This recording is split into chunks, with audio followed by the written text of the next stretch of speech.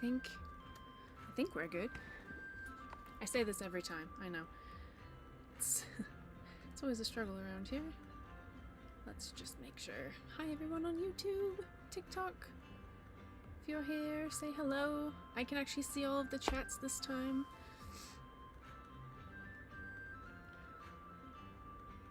Yes, yes, it's working. I love it when it works.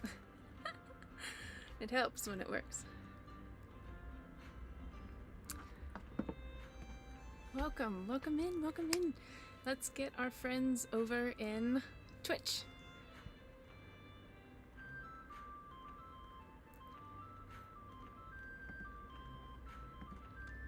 Hopefully, here soon. Oh, you'd think I'd figure it out by now. Slowly but surely. We're getting there, we're getting there. It's becoming more and more seamless. Welcome to the tavern. It's gonna be a cozy day. Much needed cozy day. Hi, welcome in, welcome in. We're gonna be reading The Hobbit and talking about fun, nerdy Lord of the Rings and Tolkien facts and all the things. Hi, Anthalio. I'm getting the Twitch running. My Wi-Fi crashed right as I hit start stream, as you know, as happens to me all the time. It's great. It's great. Hello, hi.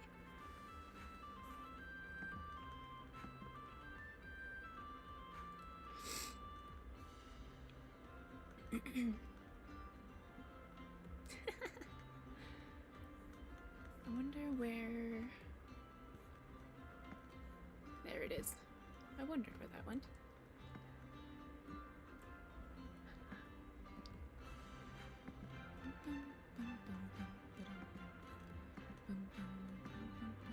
Hello, Toasty Jerry, hi.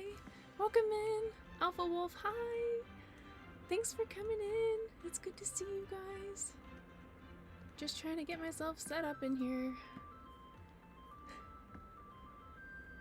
There we go. There we go. Now I can see everybody. Yay! Okay. I love it when that happens. Okay, let's get our folks in here. Hi! Get my music to turn down a bit. And turn on my mic. Hi friends! Hello! Welcome in, welcome in. Thank you, I appreciate that, Alpha Wolf. I try really hard. Thanks for being here. Hi everybody! Ready with a pot of tea in hand, ready for chapter 2. Yay! I'm hoping we can get through 2 chapters today. My soul needs it today. Really bad. I need more Hobbit in my life today. So I'm hoping we have enough time to get through 2 chapters. So excited! So excited. How was everybody else's day? How are you all? I missed you guys. I know it's only been like 2 days, but 2 days too long. 2 days too long. It's kind of been a nightmare for me around here.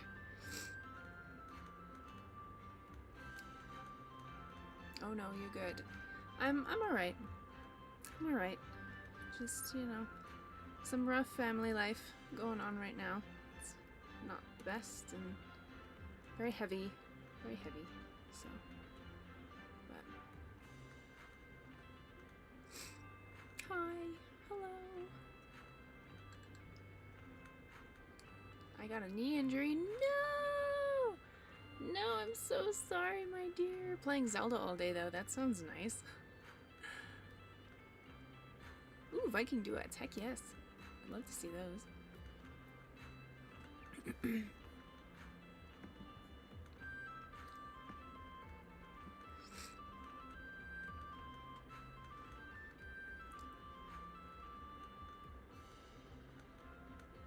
'Tis the time of family is rough and calm. Oh, yes. That's not even... Honestly, the holidays are just, like, amplifying all of it, which is normal, but The issues were there anyway. I can't escape them right now. Except not right now, because we're in the tavern, and I can escape everything when I'm in the tavern. It's great.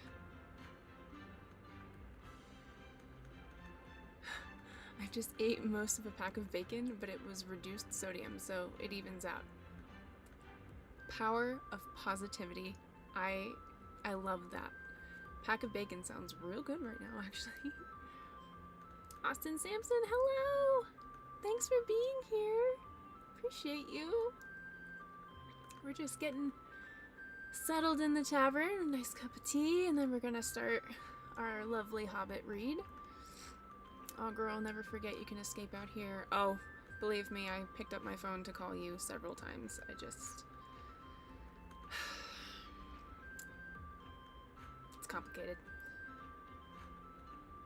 You always have a friend in India. Is that Indiana? Yeah. Or is that Illinois? I can never remember which state is IN. I'm sorry. But thank you. Bought Tomb Raider trilogy for like $9. Normally it's like 170.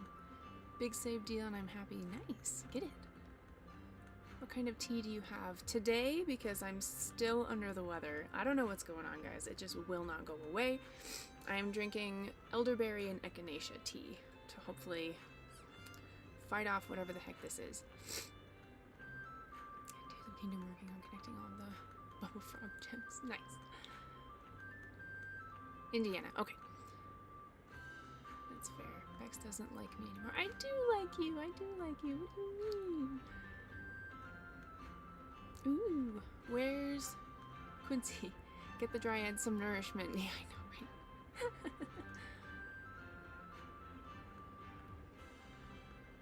Kavi, hello my love. Thanks for hopping in. It's good to see you. We're just getting settled in before we start reading The Hobbit, and then we'll do a little Q&A kind of chat thing afterwards and just, you know, be goofy like we did last time. That was so fun. That one clip. Ah. It was so much fun. I was just telling the Thran fam this weekend I want to cosplay Lara Croft. Ooh, do it. Do it.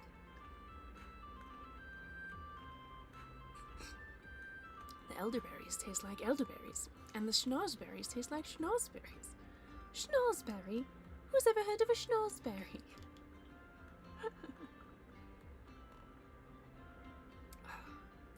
Getting back to work after a long vacation. That sounds nice.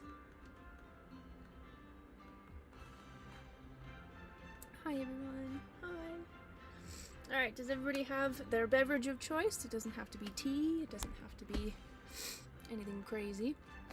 It could be alcoholic for all I care. Have some mead. I could use some mead, but I'll settle for tea.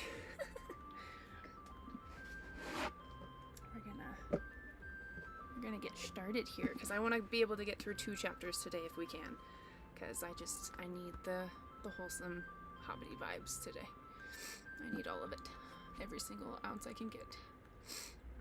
I was thinking that when you said elderberry. Coffee, sugar, free ginger ale, ready. Nice. Oh, coffee, sugar, free ginger ale, ready. That's quite the combo, coffee and ginger ale. Whatever works. Never had mead or ale yet. Oh, you're missing out. You're missing out. I almost recommend you try ale first and see if you like it, and then if not, mead is probably going to be your best bet. But I like both. I like both.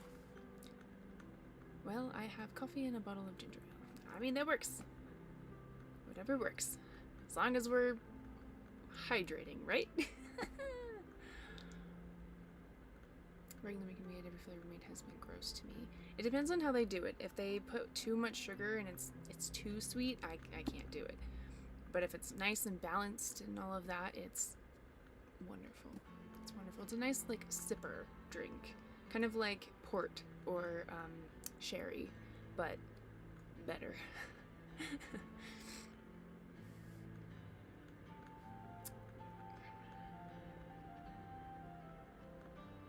Noted. Howdy, Howdy! Hello! I'll sneak some meat at work for the both of us. Oh, thank you. Taking one for the team. Thank you. Hi, hello, hey ya. Hi. Oh, and before I forget, I hope it works because I spent a lot of time yesterday trying to set it up. But I uploaded a bunch of the bits that we were talking about last time.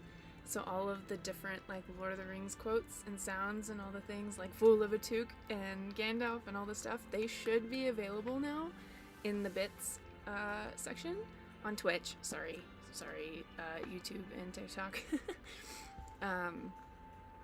So you have to let me know if they work, because I'm very excited about them. I'm very, very excited. I think I did like,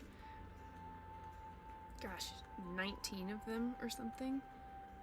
I think.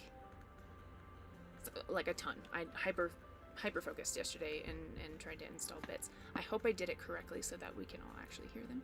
I might not be able to hear them without causing a weird echo for you guys, but it'll tell me if you do them. Gasp! Yay! Ooh, how do I do bits? So it should be, if I've only done bits like maybe once or twice when on other people's streams, but it's like the little diamond thing in the chat section. There's like an emoji one, which is where you can find all my little axolotls for subscribers and stuff. But there should always be the little triangle-ish diamondy looking thing. I believe that's bits, and it should show you what all is available on my channel. I think. And then as far as I know, there's like a little treasure chest to the left of all of that like every once in a while throughout the stream will like give you what's called like channel points or something that you can redeem to play bits. I think that's how it works, and somehow it like supports me and the channel and like pushes me to more people or something weird. I don't know. I'm just here for the sounds, to be honest.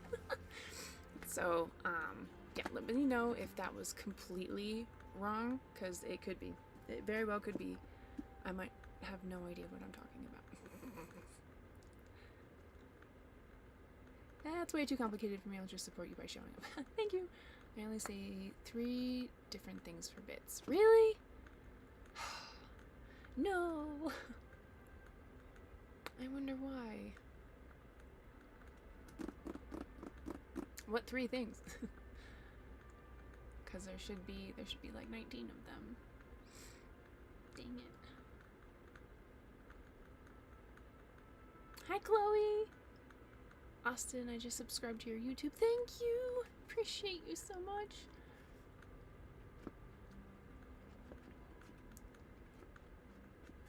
Huh. I don't know how to troubleshoot bits from here without interrupting the stream, so I guess maybe not. Psych, guys. I'm sorry. I got us all excited for nothing.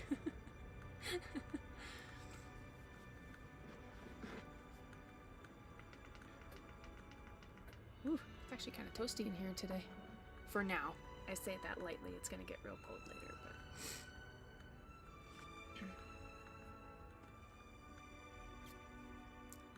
Emote and on-screen celebrations. That's so weird. I wonder if it's...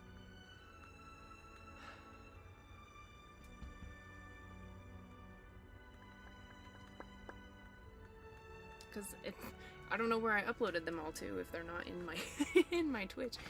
Ooh, soup sounds good. My heart melts every time you say hi to me and give me dopamine with every interaction. Aww. You're so sweet. I'm glad you're here. I doubt this is charged, but actually, I might be able to do it from over here. That would be nice.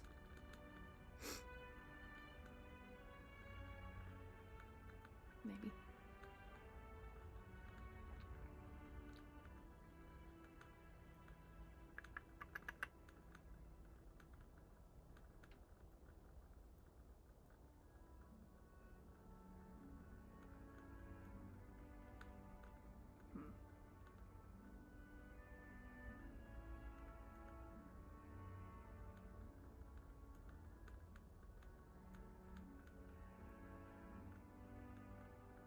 I'll have to fiddle with it.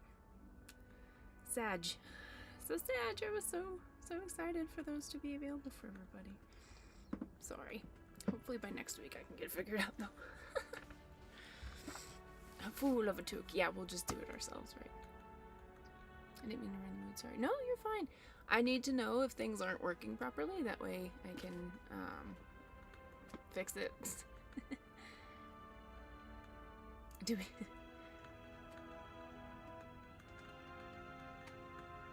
Just trying stuff out. Yeah.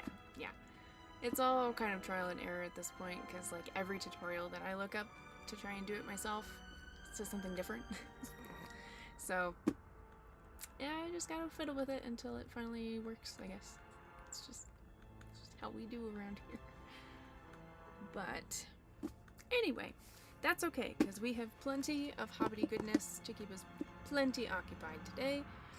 And yeah, so is the Spotify too loud by any chance? Or can you even hear the Spotify on this one? I feel like you can't.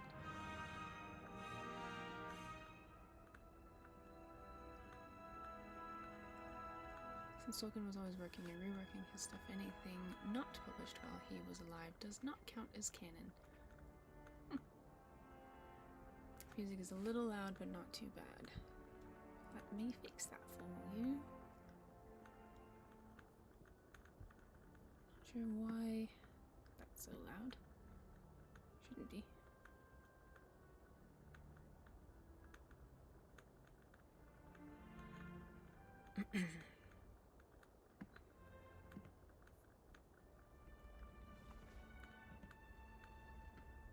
Let's see.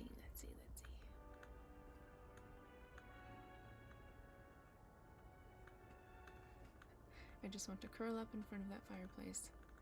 It's only up to 26 today. Ooh. Oof.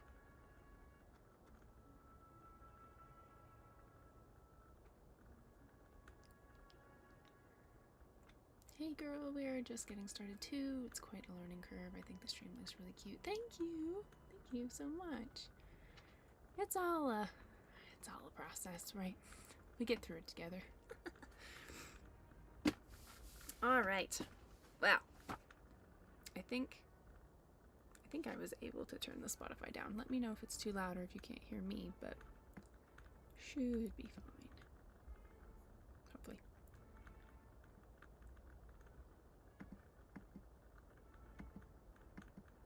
If that's even working the way that I think it is.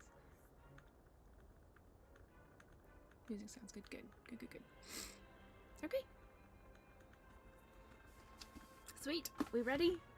Hang on. Let me get my tea.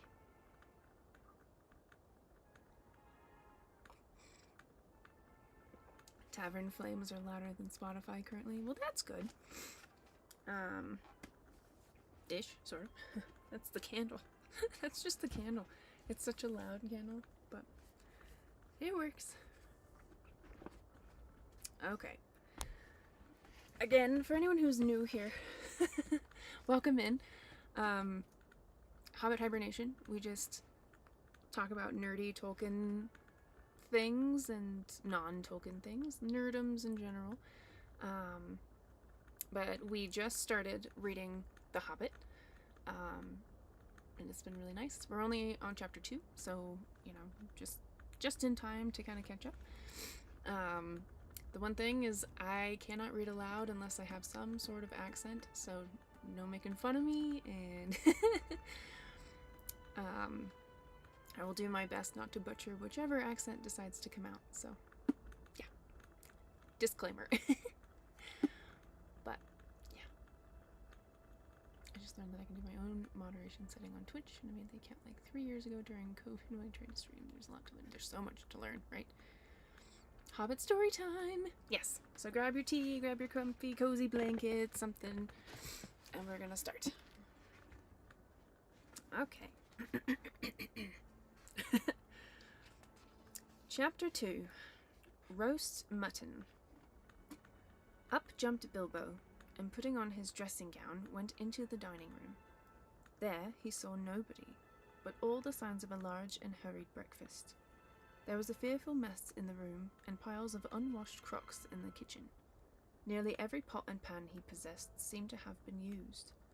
The washing up was so dismally real that Bilbo was forced to believe the party of the night before had not been part of his bad dreams, as he had rather hoped.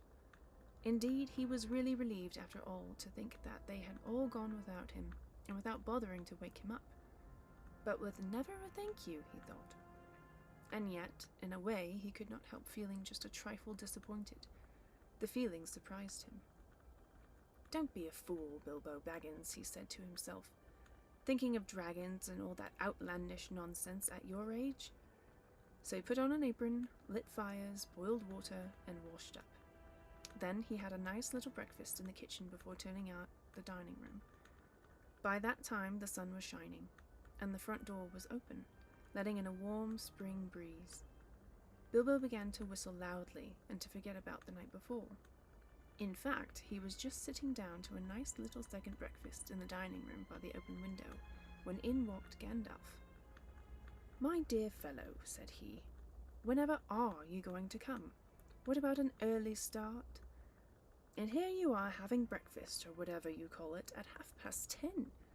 They left you the message because they could not wait." "What message?" said poor Mr. Baggins, all in a fluster. "Great elephants," said Gandalf, "you are not at all yourself this morning. You have never dusted the mantelpiece." "What's that got to do with it? I have had enough to do with washing up for 14. If you had dusted the mantelpiece, you would have found this just under the clock," said Gandalf, handing Bilbo a note, written, of course, on his own notepaper. This is what he read. "Thorin and company to Burglar Bilbo greeting. For your hospitality our sincerest thanks, and for your offer of professional assistance our grateful acceptance. Terms: cash on delivery, up to and not exceeding 1/14 of total profits, if any. All traveling expenses guaranteed in any event. Funeral expenses to be defrayed by us or our representatives if occasion arises and the matter is not otherwise arranged for. Thinking it unnecessary to disturb your esteemed repose, we have proceeded in advance to make requisite preparations and shall await your respected person at the Green Dragon Inn, Bywater, at 11 a.m. sharp, trusting that you will be punctual. We have the honor to remain yours deeply, Thorin and company." "That leaves you just 10 minutes. You will have to run," said Gandalf. "But," said Bilbo. "No time for it," said the wizard. "But," said Bilbo again. "No time for that either. Off you go." To the end of his days, Bilbo could never remember how he found himself outside, without a hat, a walking stick, or any money, or anything that he usually took when he went out, leaving his second breakfast half finished and quite unwashed up, pushing his keys into Gandalf's hands and running as fast as his furry feet could carry him down the lane, past the great mill, across the water, and then on for a mile or more. Very puffed he was when he got to Bywater just on the stroke of 11, and found he had come without a pocket handkerchief. "Bravo!" said Balin, who was standing at the inn door looking out for him. Just then all the others came around the corner of the road from the village. They were on ponies, and each pony was slung about with all kinds of baggages, packages, parcels, and paraphernalia. There was a small pony, apparently, for Bilbo. "Up you two get, and off we go," said Thorin. "I'm awfully sorry," said Bilbo, "but I have come without my hat, and I have left my pocket handkerchief behind, and I haven't got any money. I didn't get your note until after 10:45, to be precise." "Don't be precise," said Dwalin, "and don't worry. You will have to manage without pocket handkerchiefs and a good many other things before you get to the journey's end. As for a hat, I have got a spare hood and cloak in my luggage." That's how they all came to start, jogging off from the inn one fine morning just before May, on laden ponies, and Bilbo was wearing a dark green hood, a little weather-stained, and a dark green cloak borrowed from Dwalin. They were too large for him, and he looked rather comic. What his father Bongo would have thought of him, I daren't think. His only comfort was he couldn't be mistaken for a dwarf, as he had no beard. They had not been riding very long when up came Gandalf, very splendid on a white horse. He had brought a lot of pocket handkerchiefs, and Bilbo's pipe and tobacco. So after that the party went along very merrily, and they told stories or sang songs as they rode forward all day, except of course when they stopped for meals. These didn't come quite as often as Bilbo would have liked them, but still he began to feel that adventures were not so bad after all. At first they had passed through Hobbit lands, a wild, respectable country inhabited by decent folk, with good roads, an inn or two, and now and then a dwarf or a farmer ambling by on business. Then they came to lands where people spoke strangely, and sang songs Bilbo had never heard before. Now they had gone on far into the lone lands, where there were no people left, no inns, and the road grew steadily worse.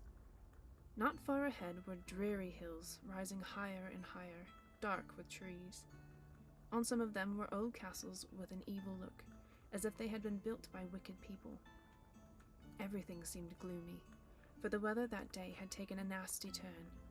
Mostly it had been as good as May can be, even in merry tales, but now it was cold and wet. In the lone lands they had been obliged to camp when they could, but at least it had been dry. "To think it will be June soon," grumbled Bilbo, as he splashed along behind the others in a very muddy track. It was after tea time. It was pouring with rain, and had been all day. His hood was dripping into his eyes, his cloak was full of water, the pony was tired and stumbled on stones. The others were too grumpy to talk. "And I'm sure the rain has got into the dry clothes and into the food bags," thought Bilbo. "Bother burgling and everything to do with it.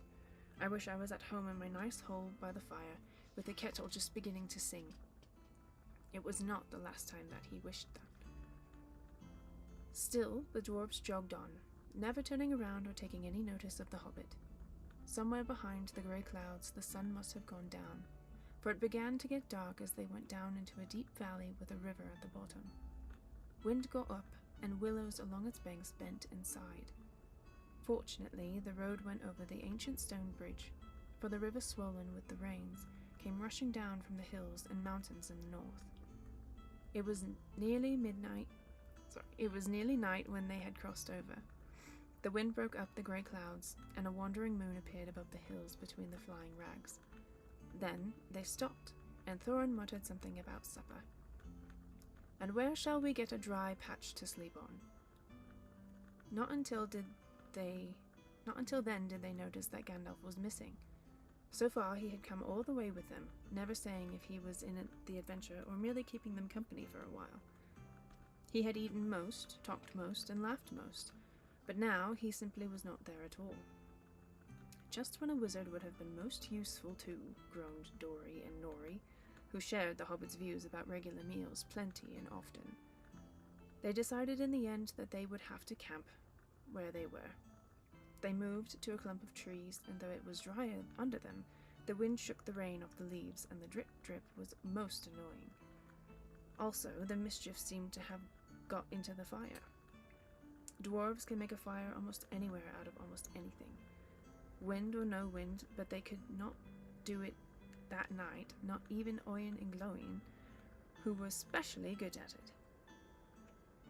When one of the ponies took fright at nothing and bolted, he got into the river before they could catch him, and before they could get him out again, Fili and Kili were nearly drowned, and all the baggage that he carried was washed away off him. Of course, it was mostly food, and there was mighty little left for supper, and less for breakfast. There they all sat glum and wet and muttering, while Oyen and Gloin went on trying to light the fire, and quarreling about it. Bilbo was sadly reflecting that adventures were not all pony rides in May sunshine, when Balin, who was always their lookout man, said, "There's a light over there." There was a hill some ways off, with trees on it, pretty thick in parts.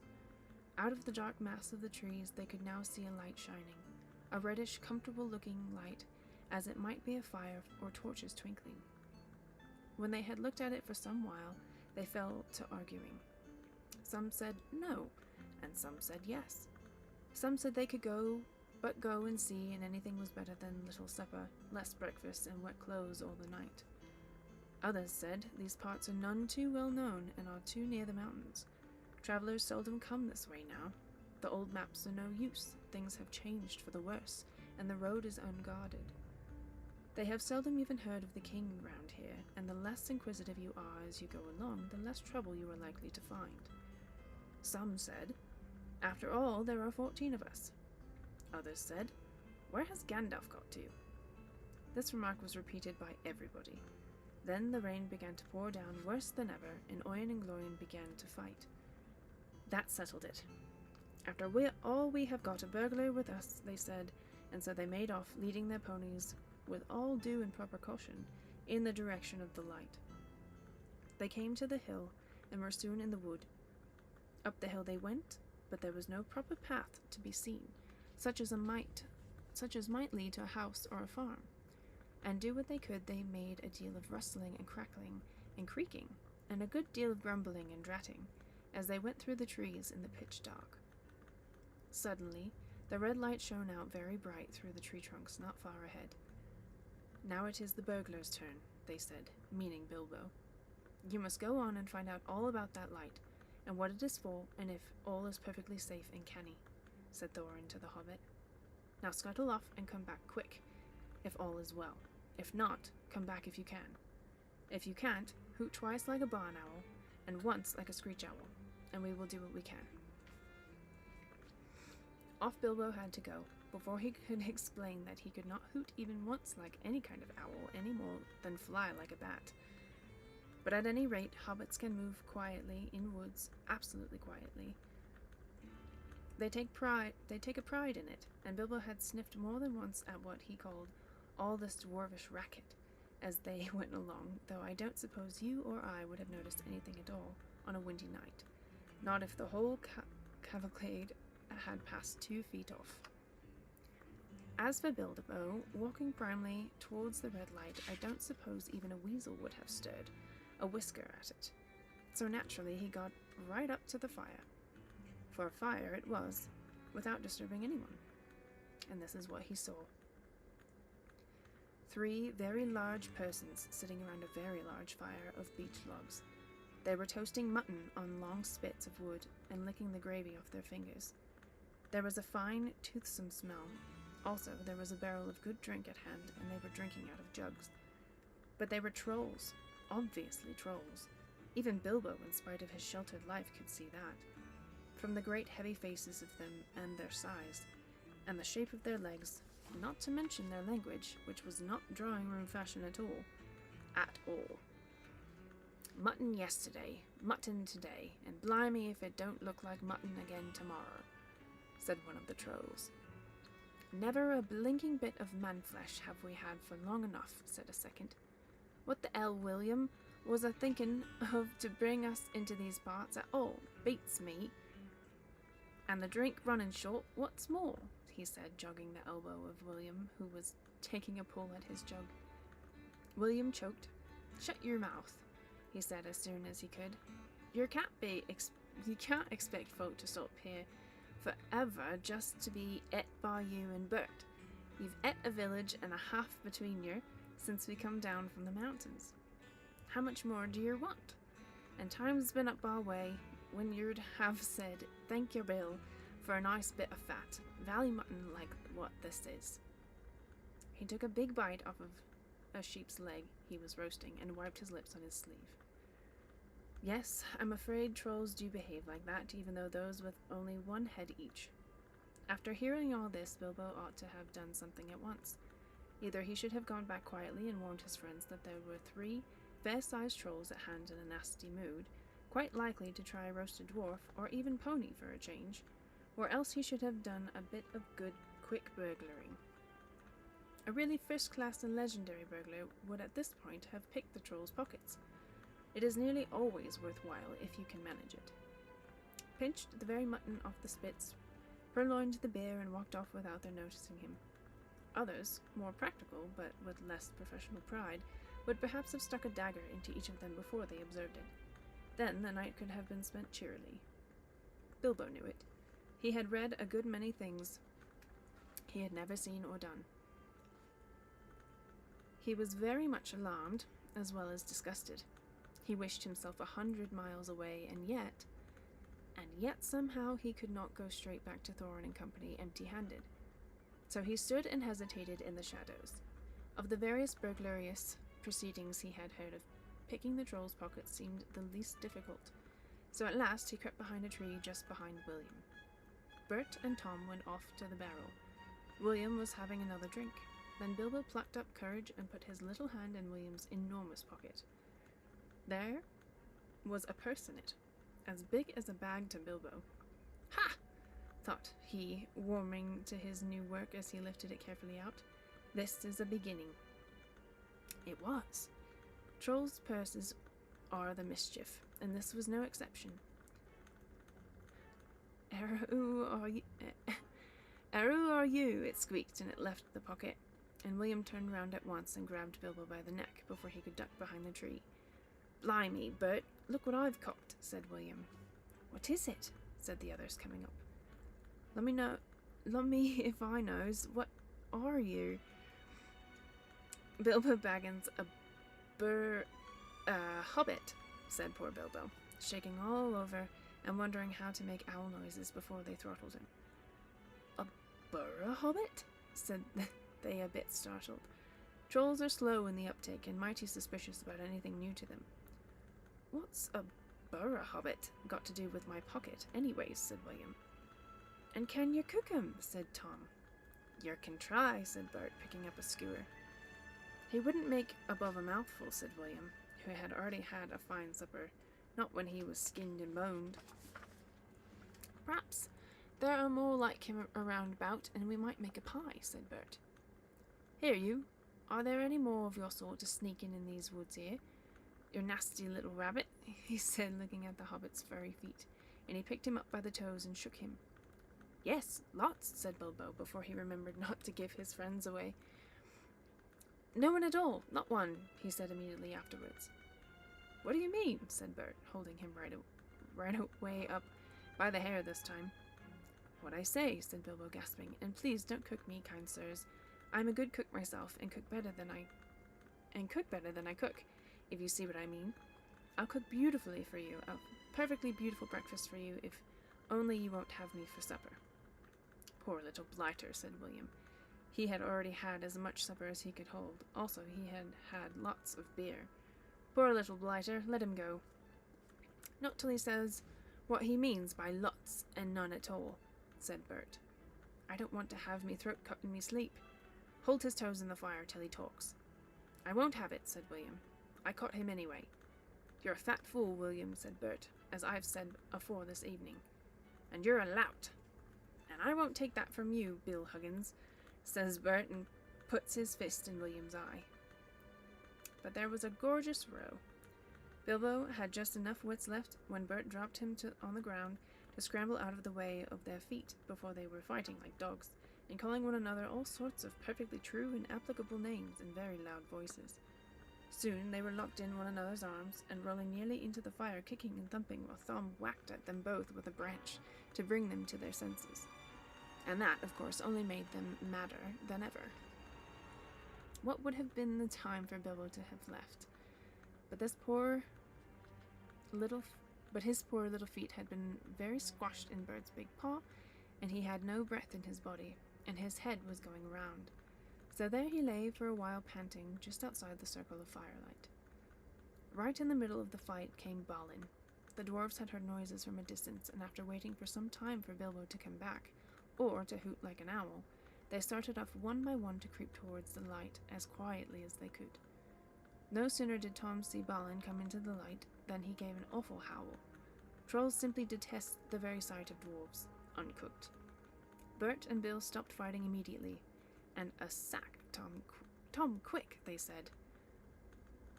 Before Balin, who was wondering where in all this commotion Bilbo was, knew what was happening, a sack was over his head, and he was down. There's more to come yet, said Tom, or I'm mighty mistook. Lots and none at all it is, said he. No burra hobbits, but lots of these here dwarves. That's about the shape of it. I reckon you're right, said Bert, and we'd best get out of the light. And so they did. With sacks in their hands that they used for carrying off mutton and other plunder, they waited in the shadows. As each dwarf came up and looked at the fire and the spilled jugs and the gnawed mutton in surprise, pop went a nasty smelly sack over his head, and he was down. Soon Dwalin lay by Balin, and Fili and Kili together, and Dori and Nori and Ori all in a heap, and Oyen and Gloyen and Biffer and Buffer and Bomber piled uncomfortably near the fire. "That'll teach 'em," said Tom, for Biffer and Bomber had given a lot of trouble and fought like mad as dwarves will when cornered. Thorin came last, and he was not caught unawares. He came expecting mischief and didn't need to see his friend's legs sticking out of sacks to tell him that things were not all well. He stood outside in the shadows some ways off and said, "What's all this trouble? Who has been knocking my people out?" "It's trolls," said Bilbo from behind a tree. They had forgotten all about him. "They're hiding in the bushes with sacks," said he. "Oh, are they?" said Thorin, and he jumped forward to the fire before they could leap on him. He caught up a big branch all on a fire at one end, and Bert got that end in his eye before he could step aside. That put him out of the battle for a bit. Bilbo did his best. He caught hold of Tom's leg as well as he could. It was thick as a young tree trunk, but he was sent spinning up into the top of some bushes when Tom kicked the sparks up in Thorin's face. Tom got the branch in his teeth for that, and lost one of the front ones. It made him howl, I can tell you. But just at that moment, William came up behind and popped a sack right over Thorin's head and down to his toes. And so the fight ended. A nice pickle they were all in now, all neatly tied up in sacks, with 3 angry trolls, and 2 with burns and bashes to remember, sitting by them, arguing whether they should roast them slowly or mince them fine and boil them, or just sit on them one by one and squash them into jelly. And Bilbo up in a bush, with his clothes and his skin torn, not daring to move for fear they should hear him.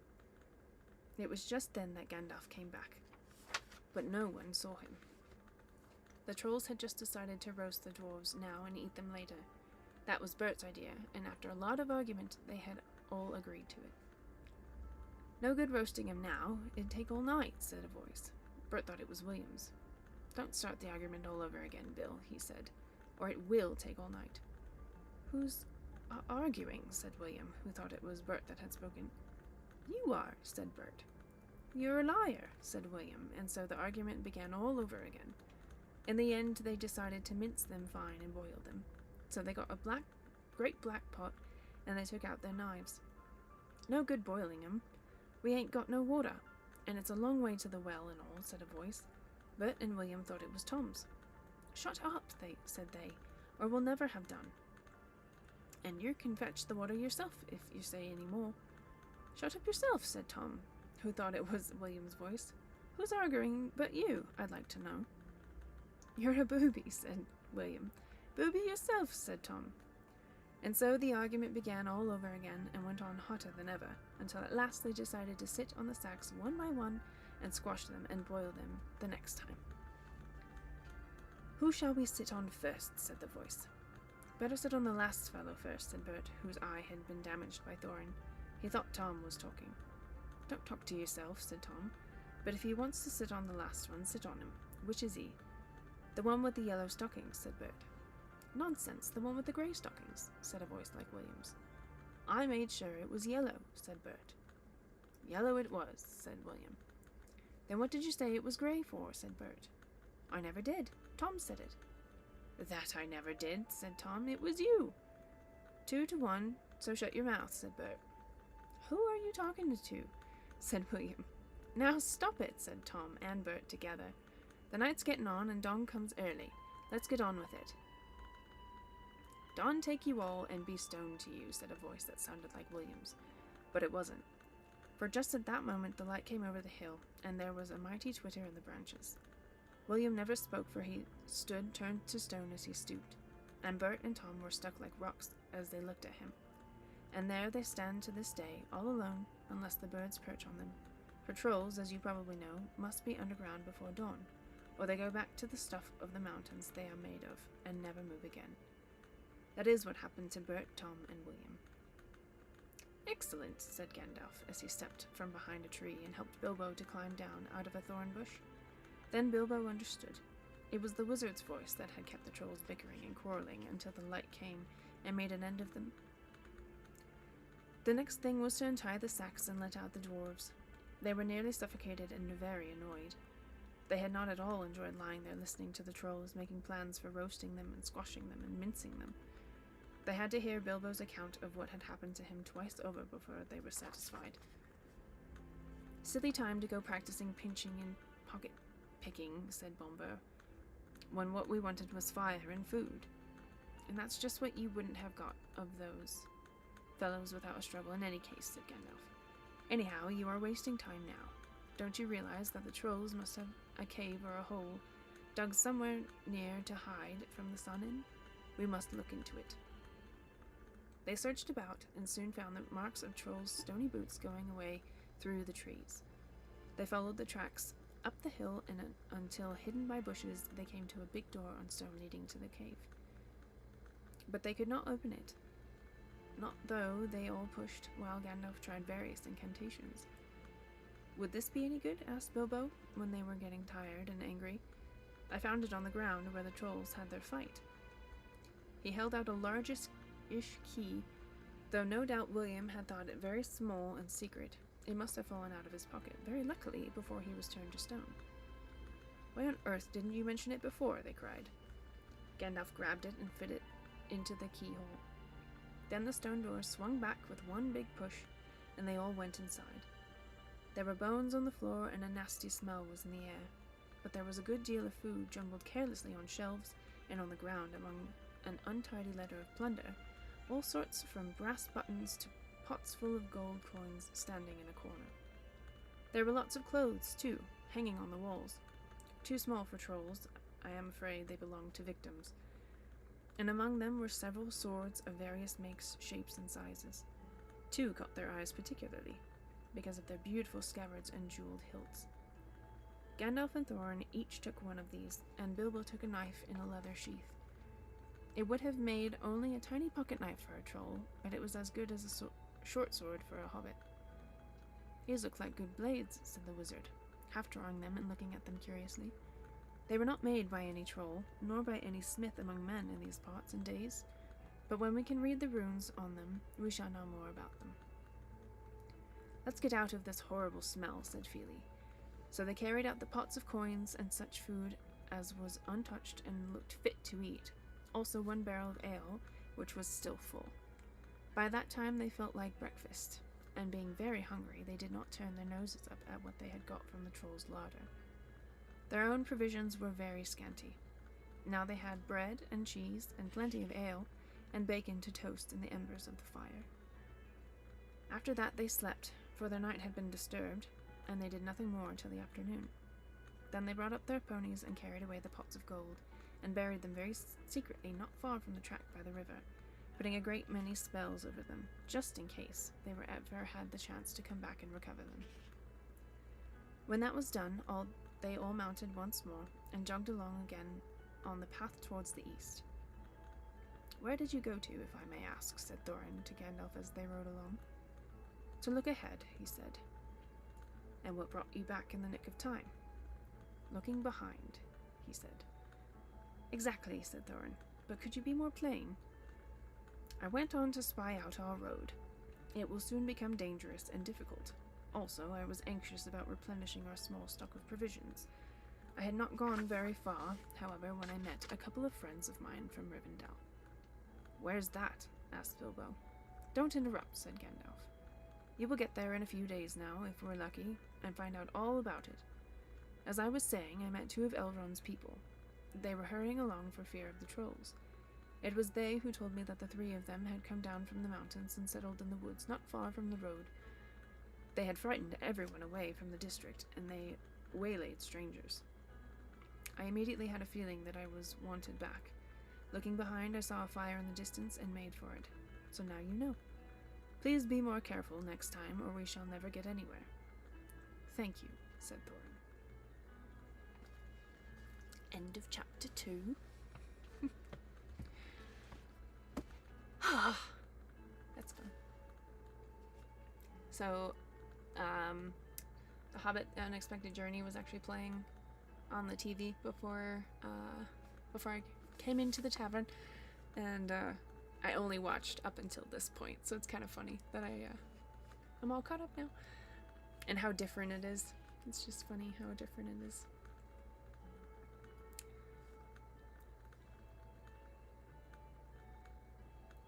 Dwarves in a blanket. Would you like dwarves on toast with your coffee? Sounds great, doesn't it? Mashed dwarves with horse meat. Oh yeah, yep. Hey Bex, Twitch audio for you is really low. It's fine on TikTok.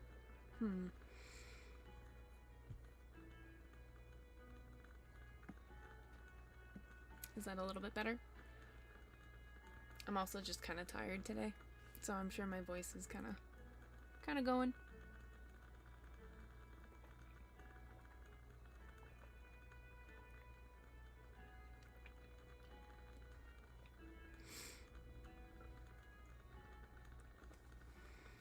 Much better. Okay, good. Yay.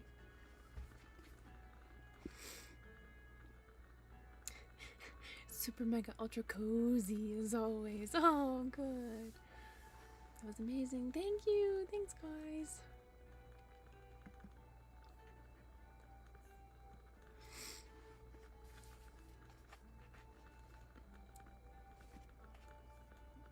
I almost fell asleep. Oh no, I don't want you guys to fall asleep, but thank you. That's good.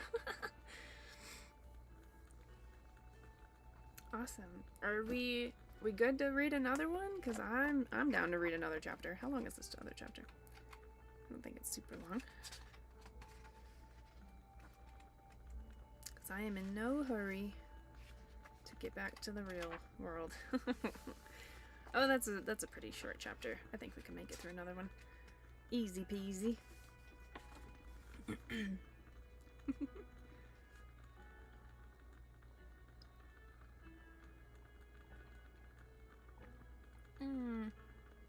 Hi, Brie. I'm so sorry that you're fighting off a cold. I hope you feel better soon. Hydrate. Hydrate or dihydrate.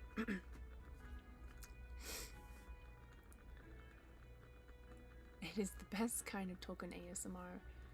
But then you remember it's Tolkien and don't you dare fall asleep. Yeah. Aw, thanks guys. Yes, I've got my tea. Good. Cheers.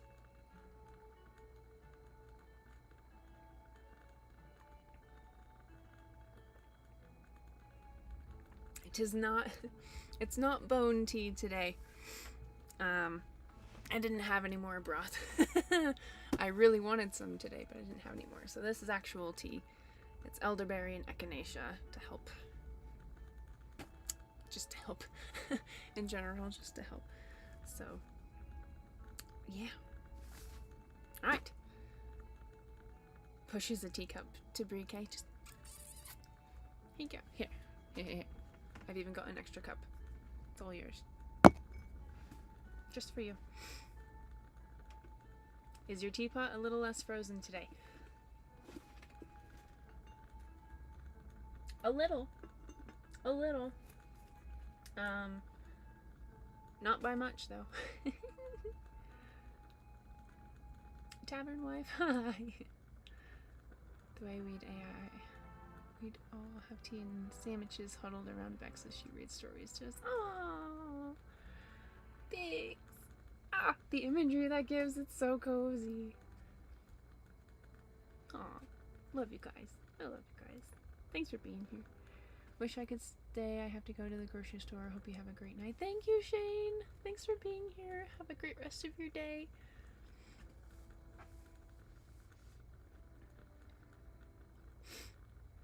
I will say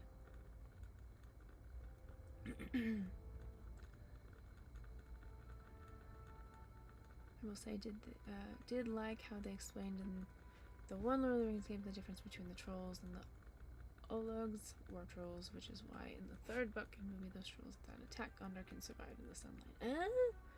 You know, I never actually thought about that before. I didn't even put the two and two together. But that makes sense. That does make sense. Look, the little axolotls.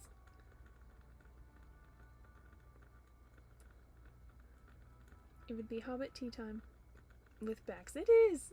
We're basically just having afternoon tea, like hobbits do. Because I always try to start around 1:30 my time, which I feel like is about tea time-ish. I think next year is her coming of age party, so yep, yes it is. The big 33. Okay, Chloe, thanks for being here. I appreciate you. Have a wonderful rest of your time zone.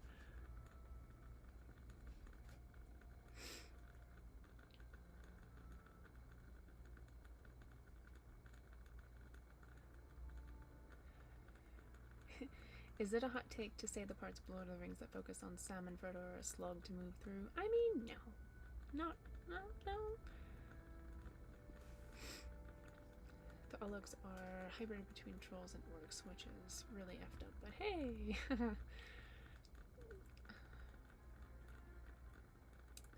I love the films, but on the 10th watch through, I'm like, ugh, I hate Frodo's scenes. Aww! Then a big party will need to be thrown. Oh. Definitely be down for throwing a party for her. Oh, thanks, guys! Thanks! There's bread pieces. Oh, you guys are fun. You guys are so great. Okay. Chapter 3, shall we?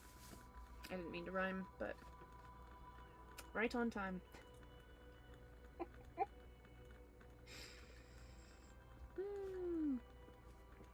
Okay. I actually need to shift legs. Here we go. Okay. Chapter 3, A Short Rest. They did not sing or tell stories that day, even though the weather improved, nor the next day, nor the day after. They had begun to feel that danger was not far away on either side. They camped under the stars, and the horses had more to eat than they had, for there was plenty of grass, but there was not much in their bags, even what they had got from the trolls. One morning they forded a river at a wide, shallow place full of the noise of stones and foam. The far bank was steep and slippery. When they got to the top of it, leading their ponies, they saw that the great mountains had marched down very near to them. Already they seemed only a day's easy journey from the feet of the nearest. Dark and drear it looked, though there were patches of sunlight on its brown sides, and behind its shoulders the tips of snow peaks gleamed. "Is that the mountain?" asked Bilbo in a solemn voice, looking at it with round eyes. He had never seen a thing that looked so big before. "Of course not," said Balin. "That is only the beginning of the Misty Mountains, and we have got to get through, or over, or under those somehow, before we can come into Wilderland beyond. And it is a deal of a way even from the other side of them to the Lonely Mountain in the east, where Smaug lies on our treasure."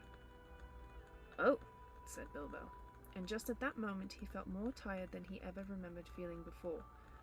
He was thinking once again of his comfortable chair before the fire in his favorite sitting room in his hobbit hole, and of the kettle singing, "Not for the last time." Now Gandalf led the way. "We must not miss the road, or we shall be done for," he said. "We need food, for one thing, and rest in reasonable safety. Also, it is very necessary to tackle the Misty Mountains by the proper path, or else you will get lost in them, and you have to come back and start at the beginning again, if you ever get back at all." They asked him where he was making for, and he answered, "You are come to the very edge of the wild, as some of you may know. Hidden somewhere ahead of us is the fair valley of Rivendell, where Elrond lives, in the last homely house. I sent a message by my friends, and we are expected." That sounded nice and comforting, but they had not got there yet, and it was not so easy as it sounds to find the last homely house west of the mountains. There seemed to be no trees and no valleys and no hills to break the ground in front of them. Only one vast slope going slowly up and up to meet the feet of the nearest mountain. A wide land the color of heather and crumbling rock, with patches and slashes of grass green and moss green showing where water might be. Morning passed, afternoon came, but in all the silent waste there was no sign of any dwelling. They were growing anxious, for they saw now that the house might be hidden almost anywhere between them and the mountains. They came on unexpected valleys, narrow with steep sides, that opened suddenly at their feet, and they looked down, surprised to see trees below them and running water at the bottom. There were gullies that they could almost leap over, but very deep with waterfalls in them. There were dark ravines that one could neither jump over nor climb into. There were bogs, some of them green, pleasant places to look at, with flowers growing bright and tall, but a pony that walked there with a pack on its back would never have come out again. It was indeed a much wider land, from the fjord to the mountains, than ever you would have guessed. Bilbo was astonished. The only path was marked with white stones, some of which were small and others were half covered with moss or heather. Although it was a very slow business following the track, even guided by Gandalf, who seemed to know his way about pretty well. His head and beard wagged this way and that as he looked for the stones, and they followed his lead, but they seemed no nearer to the end of the search when their day began to fail. Tea-time had long gone by, and it seemed supper-time would soon do the same. There were moths fluttering about, and the light became very dim, for the moon had not risen. Bilbo's pony began to stumble over roots and stones. They came to the edge of a steep fall in the ground so suddenly that Gandalf's horse nearly slipped down the slope. "Here it is at last," he called, and the others gathered around him and looked over the edge. They saw a valley far below. They could hear the voice of hurrying water in a rocky bed at the bottom. The scent of trees was in the air, and there was a light on the valley side across the water. Bilbo never forgot the way they slithered and slipped in the dusk, down the steep zigzag path into the secret valley of Rivendell. The air grew warmer as they got lower, and the smell of the pine trees made them drowsy, so that every now and again he nodded and nearly fell off, or bumped his nose on the pony's neck. Their spirits rose as they went down and down. The trees changed to beech and oak, and there was a comfortable feeling in the twilight. The last green had almost faded out of the grass when they came at length to an open glade not far above the banks of the stream. It smells like elves," thought Bilbo, and he looked up at the stars. They were burning bright and blue. Just then there came a burst of song like laughter in the trees. "Oh, what are you doing? And where are you going? Your ponies need shoeing, the river is flowing. Oh, tra-la-la-lally, here down in the valley. Oh, what are you seeking, and where are you making? The faggots are reeking, the bannocks are baking. Oh, trilly-lally, the valley is jolly, ha-ha! Oh, where are you going, with beards all a-wagging? No knowing, what brings Mr. Baggins, and Balin and Dwalin down into the valley, in June, ha-ha! Oh, will you be staying, or will you be flying? Your ponies are straying, the daylight is dying. To fly would be folly, to stay would be jolly, and listen and hark till the end of the dark, to our tune, ha-ha." So they laughed and sang in the trees, and pretty fair nonsense, I dare say you think it. Not that they would care, they would only laugh all the more if you told them so. They were elves, of course. Soon Bilbo caught glimpses of them as the darkness deepened. He loved elves, though he seldom met them, but he was a little frightened of them, too. Dwarves don't get on well with them. Even decent enough dwarves like Thorin and his friends think them foolish, which is a very foolish thing to think, or get annoyed with them. For some elves tease them and laugh at them, and most of all at their beards. "Well, well," said a voice, "just look. Bilbo the Hobbit on a pony, my dear. Isn't it delicious? Most astonishing, wonderful." Then off they went into another song as ridiculous as the one I have written down in full. At last one, a tall young fellow, came out of the trees and bowed to Gandalf and to Thorin. "Welcome to the valley," he said.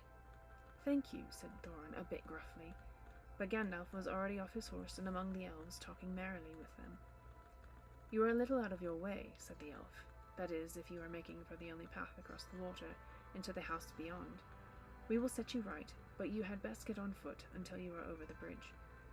Are you going to stay a bit and sing with us, or will you go straight on?" "Supper is preparing over there," he said. "I can smell the wood fires for the cooking." Tired as he was, Bilbo would have liked to stay a while. Elvish singing is not the thing to miss. In June under the stars, not if you care for such things. Also, he would have liked to have a few private words with these people that seemed to know his names and all about him, although he had never seen them before. He thought their opinion of his adventure might be interesting. Elves know a lot and are wondrous folk for news, and know that what is going on among the peoples of the land, as quick as water flows, or quicker. But the dwarves were all for supper as soon as possible, just then, and would not stay. On they all went, leading their ponies, till they were brought to a good path, and so at last to the very brink of the river. It was flowing fast and noisily, as mountain streams do of a summer evening, when sun has been all day on the snow far up above. There was only a narrow bridge of stone without a parapet, as narrow as a pony could well walk on, and over that they had to go, slow and careful, one by one, each leading his pony by the bridle. The elves had brought bright lanterns to the shore, and they sang a merry song as the party went across. "Don't dip your beard in the foam, father," they cried to Thorin, who was bent almost onto his knees. "It is long enough without watering it." "Mind Bilbo doesn't eat all the cakes," they called. "He is too fat to get through keyholes yet." "Hush, hush, good people, and good night," said Gandalf, who came last. "Valleys have ears, and some elves have over-merry tongues. Good night."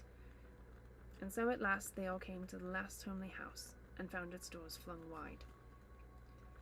Now it is a strange thing, but things that are good to have and days that are good to spend are soon told about, and not much to listen to, while things that are uncomfortable, palpitating, and even gruesome may make a good tale and take a deal of telling anyway.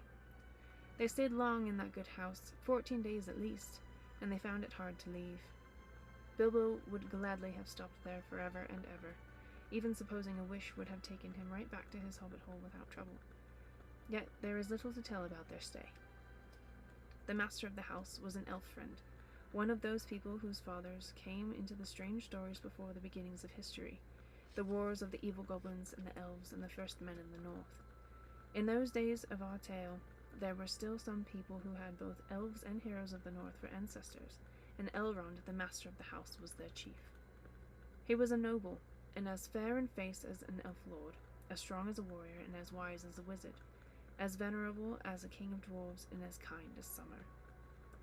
He comes into many tales, but his part in the story of Bilbo's great adventure is only a small one, though important, as you will see if we ever get to the end of it. His house was perfect, whether you liked food, or sleep, or work, or storytelling, or singing, or just sitting and thinking best, or a pleasant mixture of them all. Evil things did not come into that valley. I wish I had time to tell you even a few of the tales, or one or two of the songs that they heard in that house. All of them, the ponies as well, grew refreshed and strong in a few days there. Their clothes were mended as well as their bruises, their tempers, and their hopes. Their bags were filled with food and provisions, light to carry but strong to bring them over the mountain passes. Their plans were improved with the best advice. So the time came to Midsummer's Eve, when they were to go on again with the early sun on midsummer morning. Elrond knew all about runes of every kind. That day he looked at the swords they had brought from the troll's lair, and he said, "These are not troll make. They are old swords, very old swords of the high elves of the west, my kin. They were made in Gondolin for the Goblin Wars. They must have come from a dragon's hoard or a goblin plunder, for dragons and goblins destroyed that city many years ago. This, Thorin, the rune's name Ocrist, the goblin cleaver in the ancient tongue of Gondolin. It was a famous blade. This, Gandalf, was Glamdring, foe hammer that the king of Gondolin once wore. Keep them well." "Whence did the trolls get them, I wonder?" said Thorin, looking at his sword with new interest. "I could not say," said Elrond, "but one may guess that your trolls had plundered other plunderers, or come on the remnants of old robberies in some hole in the mountains of old. I have heard that there are still forgotten treasures of old to be found in the deserted caverns of the mines of Moria, since the dwarf and goblin war." Thorin pondered these words. "I will keep this sword in honor," he said. "May it soon cleave goblins once again." "A wish that is likely to be granted soon enough in the mountains," said Elrond. "But show me now your map." He took it and gazed long at it, and he shook his head, for if he did not altogether approve of dwarves and their love of gold, he hated dragons and their cruel wickedness. and he grieved to remember the ruin of the town of Dale, and its merry bells, and the burned banks of the bright river running. The moon was shining in a broad silver crescent. He held up the map, and the white light shone through it. "What is this?" he said. "There are moon letters here, beside the plain runes which say 5 feet high the door, and 3 may walk abreast." "What are moon letters?" asked the hobbit, full of excitement. He loved maps, as I have told you before, and he also liked runes and letters, and cunning handwriting, though when he wrote himself it was a bit thin and spidery. "Moon letters are rune letters, but you cannot see them," said Elrond. "Not when you look straight at them. They can only be seen when the moon shines behind them. And what is more, with the more cunning sort, must be a moon of the same shape and season as the day when they were written. The dwarves invented them, and wrote them with silver pens, as your friends could tell you. These must have been written on a midsummer's eve in a crescent moon, a long while ago." "What do they say?" asked Gandalf and Thorin together, a bit vexed, perhaps, that even Elrond should have found this out first, though really there had not been a chance before, and there would not have been another until goodness knows when. "Stand by the grey stone when the thrush knocks," read Elrond, "and the setting sun with the last light of Durin's day will shine upon the keyhole." "Durin? Durin?" said Thorin. "He was the father of the fathers of the eldest race of dwarves, the Longbeards, and my first ancestor. I am his heir." "Then what is Durin's day?" asked Elrond. "The first day of the dwarves' new year," said Thorin. As all should know, the first day of the last moon of autumn, on the threshold of winter. We still call it Durin's day when the last moon of autumn and the sun are in the sky together. But this will not help us much, I fear, for it passes our skill in these days to guess when such a time will come again." "That remains to be seen," said Gandalf. "Is there any more writing?" "None to be seen by this moon," said Elrond, and he gave the map back to Thorin. And then when they went down to the water to see the elves dance and sing upon the midsummer's eve. The next morning was a midsummer's morning, as fair and fresh as could be dreamed. Blue sky and never a cloud, and the sun dancing on the water. Now they rode away amid songs of farewell and good speed, with their hearts ready for more adventure, and with a knowledge of the road they must follow over the misty mountains to the land beyond. Thus ends chapter 3.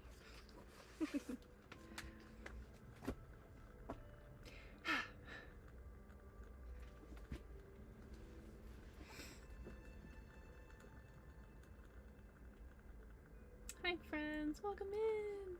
Thanks for being here.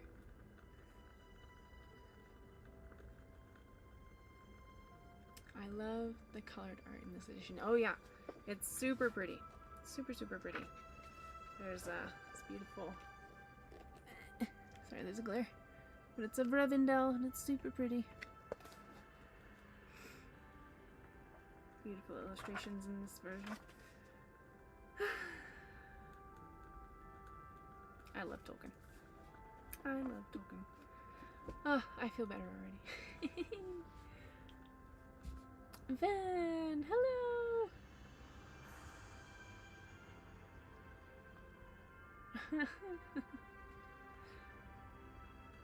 Keep on reading, please. I don't know. Oh, well, maybe.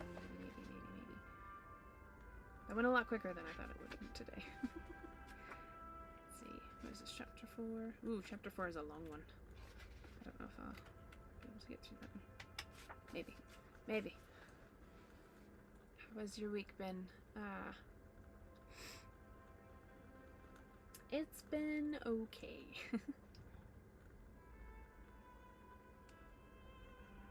Hi, Ben. Hi, Lonnie.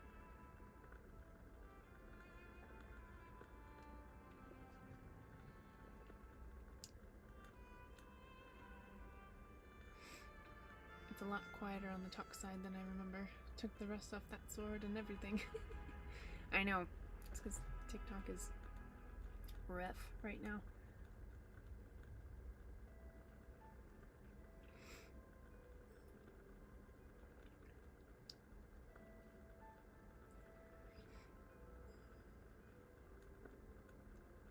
At this rate, we will have less streams, but also don't stop. Mine too. I was very unproductive at work this week. My mind was on vacation already. Aw. Well, I'm excited for you to go on vacation. That sounds delightful. I'm ready for a vacation. And I'm a bit upset about some stuff with friends. I'm sorry, my friend. I'm sorry. That's never fun.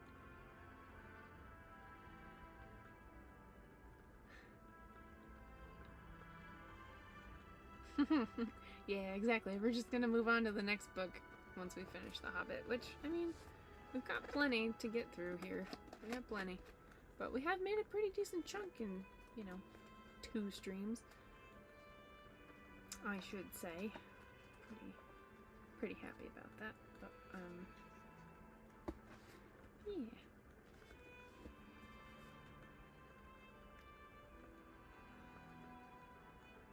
Trying all the things to get better by Saturday. I'm gonna go play D&D so bad. Oh, I know! I hope you can. Thank you for the hand heart, Lonnie. Thank you. Appreciate you. I do this hand heart because it makes the little emojis. Come on, do it. There it goes. Thank you.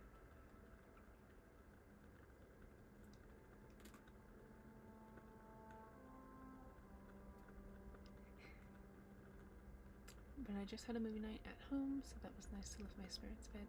That is very nice. I had a little bit of a movie night last night myself. Sort of. Very relaxing. After a very stressful couple days. This is true. More books, more books, more books. Love the bit with the goblins next in the caves. Oh, I know. It's all gonna get even better. It's just gonna keep getting better. I love it. Fun fact number 2. The runes in The Hobbit are real Old English runes. Yes. I did know that.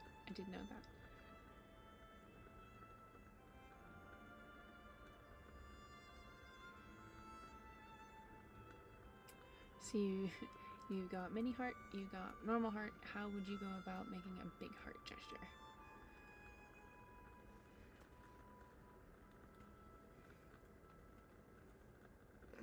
Like that? I don't know.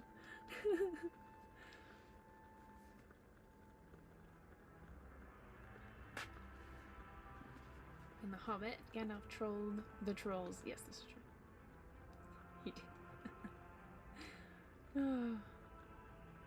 I can't read runes of any kind, so I can read like some Nordic runes.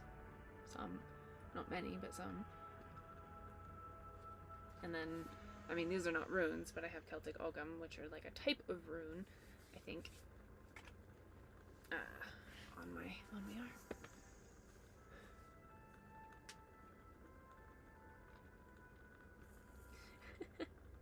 A took reading a book is one of the most wonderful things to experience in this life. Ah, thank you. I agree. Feeling very, very Bilbo-esque today. Less Pippiny than usual. I want to see mountains again, Gandalf. Mountains! And to settle down quiet where I can finish my book.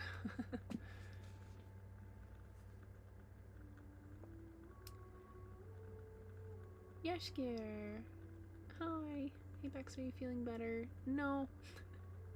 No. It's hanging on. Whatever it is, it's just... It's taking the life out of me here. I'm so tired, and my fever is still very high. But thanks for asking. How are you? I live in Florida and I haven't seen mountains in years. Oh, yeah. They're just down the road for me. Don't you live in the mountains? I don't live in the mountains. I live within eyesight of the mountains.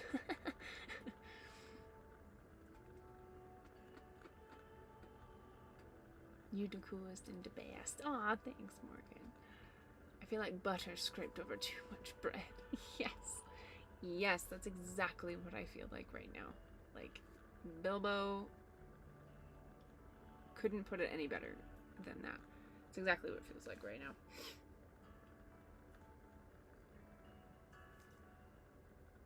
Oh, is she frozen? Oh no! Am I frozen? I hope I'm not frozen.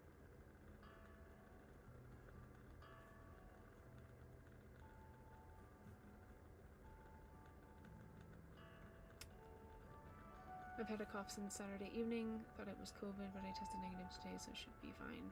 That's just annoying. Ugh. At least it's not COVID. That's always good.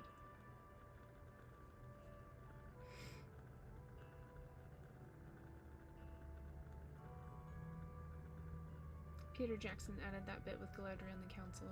I know. That whole... He added a lot. Added a lot. Oop. Went too fast for me, sorry. I had to do a presentation at work today and people could barely understand me. They were looking at me like, dude, you should take a sick day. Oh, that's the worst. That's the worst feeling when you're like, I know I should take a sick day, but I can't. Bilbo Baggins is part took, so, but if you want to be called Bex Baggins from now on, I'm sure hobbits don't have much bureaucracy about it. Bureaucracy, sorry. I mean, yeah, I'm a fool of a toque. I've got it tattooed, I must be a toque. Not on Twitch? Okay, that's good. Question for Bex in chat. If you have any creature from the Tolkien universe as a pet or companion, what would you choose? From the Tolkien universe.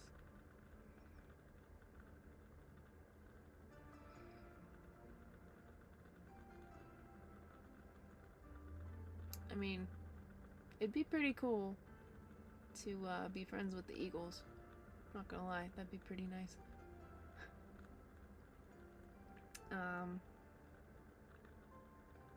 Otherwise, I don't know that it wouldn't be a pet, but like a companion, I would absolutely want the Ents, like, in my yard. So I could just go outside and be like, what's up, guys? How's it going? And just chat. I'm sitting under their branches and stuff. Definitely an Ent for me. And I would hug the crap out of them, you know that.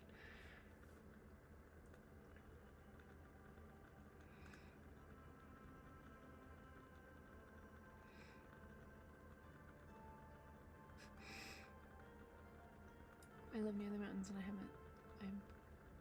haven't seen Florida in years. It's been a long time since I've seen Florida. Probably a good decade since I was last there. I live 20 minutes from the beach, but I only go there like 3 times a year. Still though, the beach, that sounds very nice right now.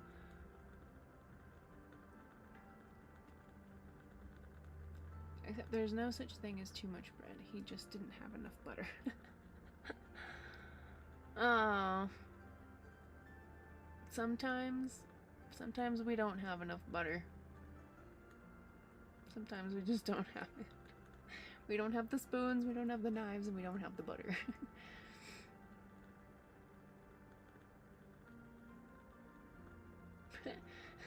Frozen in the computer sense or frozen in the she's sitting in a bus in the Colorado winter sense? I'm actually pretty toasty. I turned the heater on and moved it to be a little bit closer. You probably saw me like pulling my hair out of my mouth because it kept blowing my hair up into my face while I was trying to read. I was like, excuse me.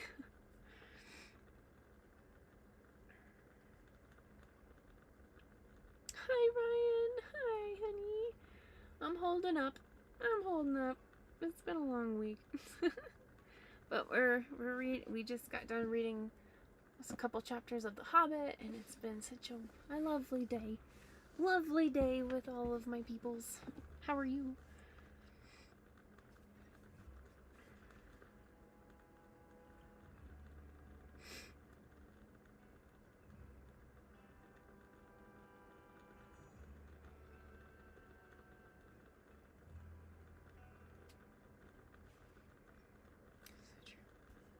Balrog, of course. Come here, you little fire starter, you. If they were smaller and more compact, yes. Because then they could be my heat source in the bus. So,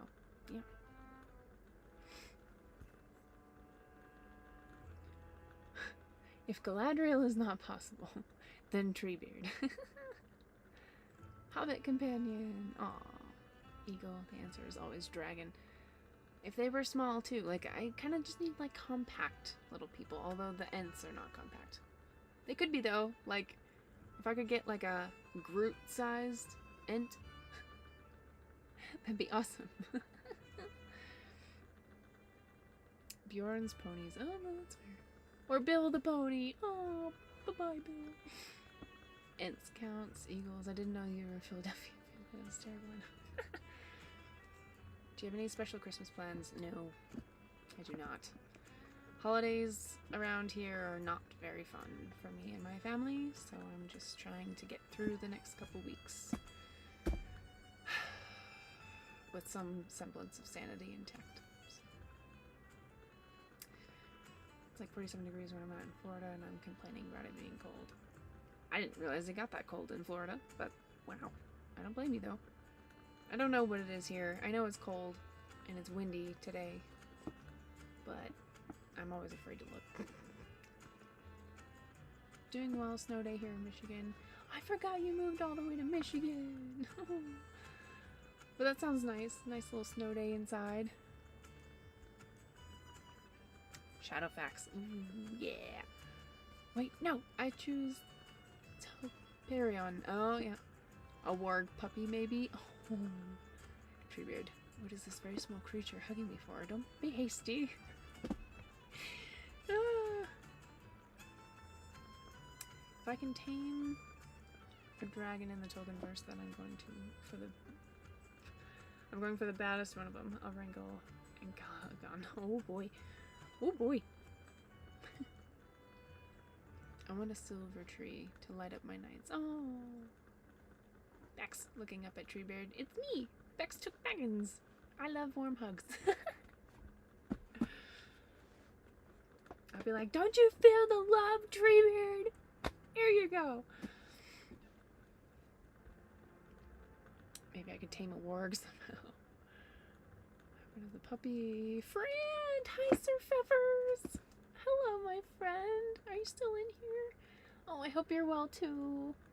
Good to see you. I'm now imagining a Balrog the size of a ferret. Yes!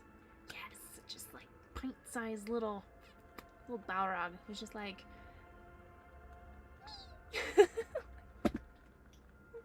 Because that's the noise a Balrog would make. Absolutely. Absolutely. Fun fact number 5. The orcs are arguably more technologically advanced by modern standards than any of the other peoples of Middle-earth. This is true, but to be fair, it wasn't necessary. Was it? In my opinion.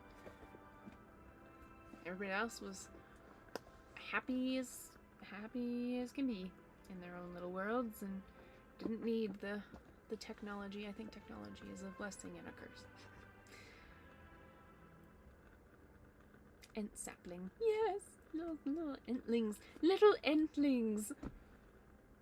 Okay, I know, like, Ven and all of us, like, when I first started streaming, like, years ago, we always referred to ourselves as hobbitches.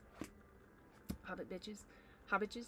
But I think, because normally, you know, I'm very into moss and Oakland and all the things, and, like, mosslings and all this stuff, but I feel like there's other creators that use that term a lot. So maybe we could all be the entlings. We're the little entlings. Oh. I could make little emojis for little entlings. Oh, ideas. All the ideas. The wheels are turning now. I support this. Thanks, man.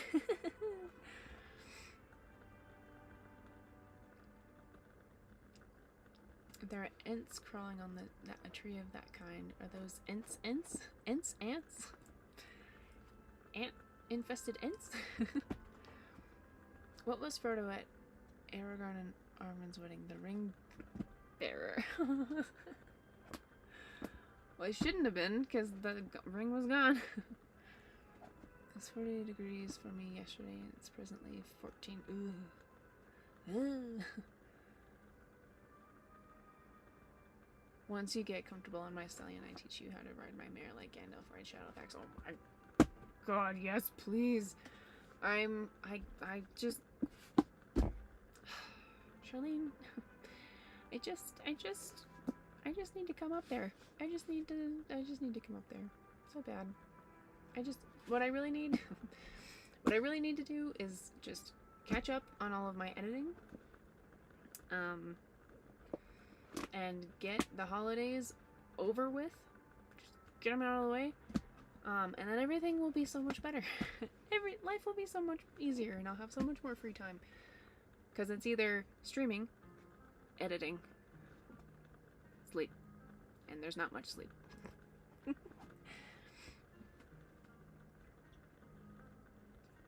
Sorry to hear that. I live 62 miles away from my family, so Christmas is not as warm as it used to be, but at least my brother lives in the neighbor country, so I can spend it with him. It's not the whole family, but it's something. Oh, that is nice.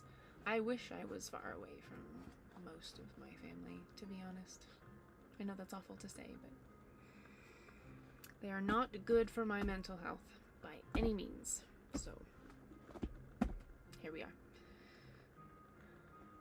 God, what wargs come from our leg puppies. Can you imagine these just little demon puppies just like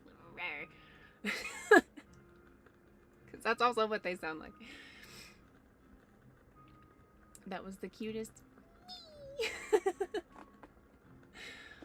I don't know, the noise it reminded me of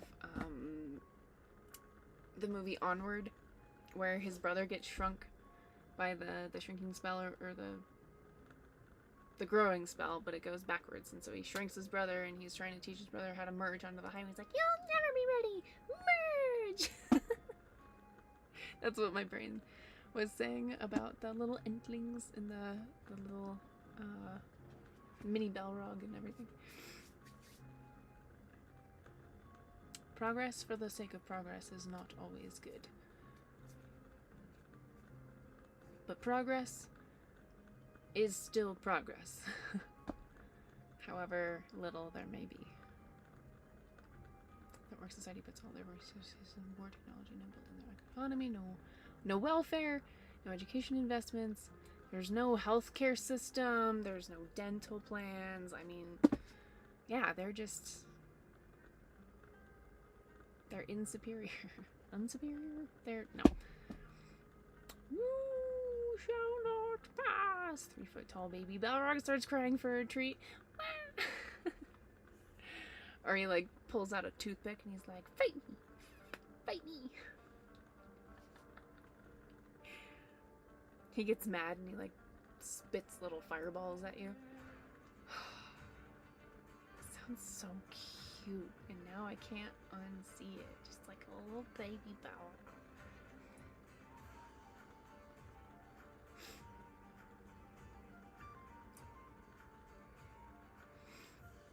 I'm starting to get back into photography as a hobby. I'm just playing around editing with the old camera. Ooh, that's cool.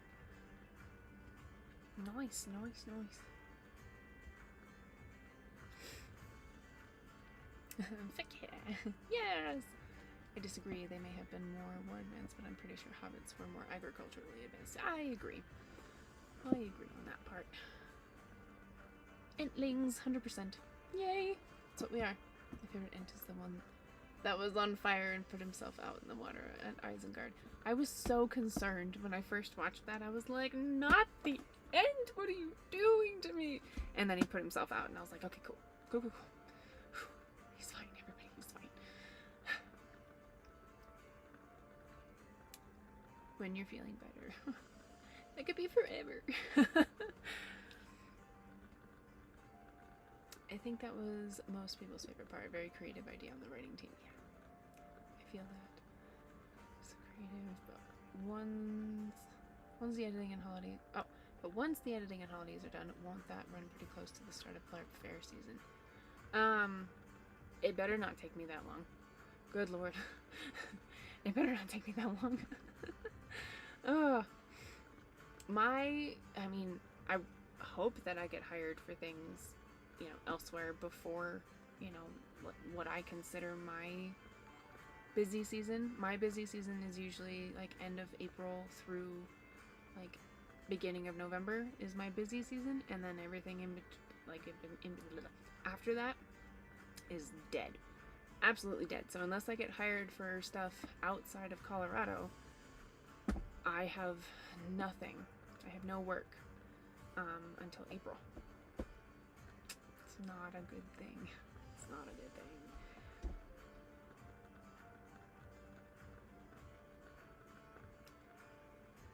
So I'm hoping that all of my editing and everything is done well before April.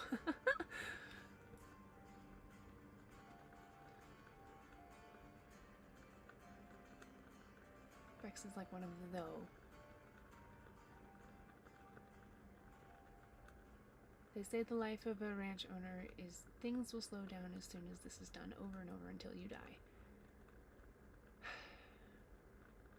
Kind of. I feel that. I feel that. And I feel like things are never done. Never, never, never.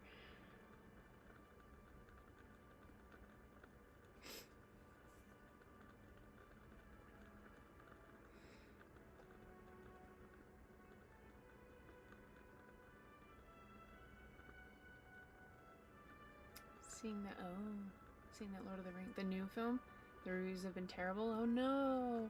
No! I was hoping it would do really well.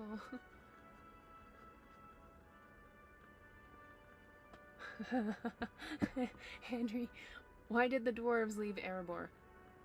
They didn't like the pollution. There was too much smog. Did you make that up or did you find that? That was good. That was good. I've only seen the movies, and so I am not at all that cunning and nerdy about all Tolkien things as you all are.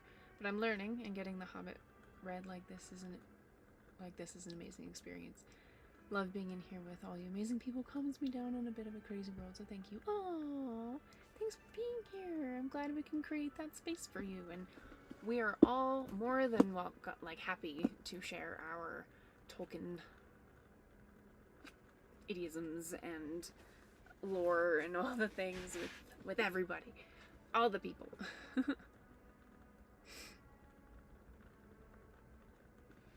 Well, I partially understand it. I love my parents, but my mom has been struggling with some deep psychological issues for years. My dad has had Alzheimer's for the last 3 or 4 years. So even when I'm there, it's not like the warm memories I had from the past, but we do what we can. I'm so sorry to hear that. Yeah, very, very tough thing indeed. But we do what we can, and we soldier on.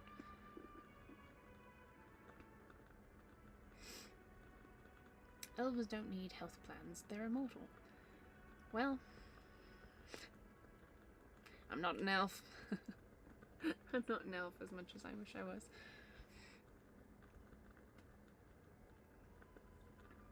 You have no idea how many times I've quoted that line every time someone says they're not ready to do something. I just bring my voice up a couple octaves and go, "You'll never be ready." Yes! I do it sometimes, and people look at me like I'm nuts. They're like, okay. I'm like, onward, you know? I love that movie. I absolutely adore that movie. It's so good. So, so good. It has such a good message, too. Are you staying warm? Yes! For once. I have my little space heater going. It's actually a bit too toasty in here, but it's because I know it's only going to keep getting colder outside, so I'm trying to, like, be prepared.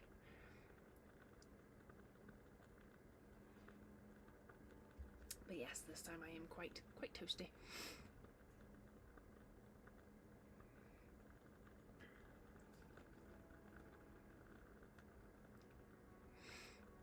Hey, no, we don't spit fire. No spitting fire in the bus. He just sits there like, okay, like all cute and just, oh, I need a little baby Balrog in my life now. Just away from the Ents, if possible. Like, they gotta be separate. Separate. Hi, James. I'd go work on a ranch. I love being outdoors. I love animals, and I love having time to think. I would too. I mean, I grew up with farm animals. I had horses. I had goats. I've had chickens. I wasn't necessarily on a ranch, but it's very nice. It's very, it's like very therapeutic in a way. And that's like my end goal someday. Like that's the retirement goal, is like have my little hobbit hole and have like one of each kind of little farm animal, like a miniature Highland cow, a pygmy goat, a couple of chickens, and maybe, I don't know. I don't want a miniature horse because I hear they're mean, but you get the point. Like just like cute little, and they could all be friends and like all the stuff. Have my little garden. Have my little garden. I miss my plants.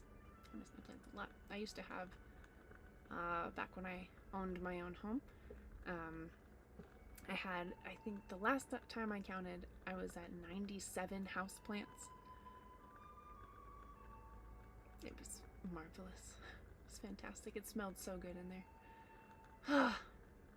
But had to move and sell the house, and I can't take plants on a bus very easily, so.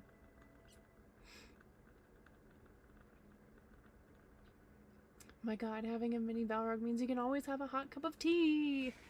Yes! I mean, among other things, but yes. Yes. Mini Balrog. I think yes.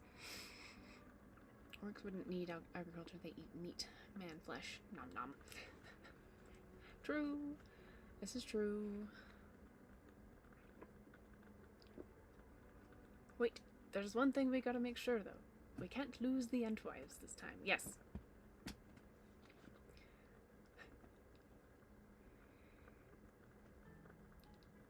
my god, I just saw a meme about being relieved about that Ent today. Oh, that's awesome. I mean, they know what a menu is, which means they have restaurants in Mordor.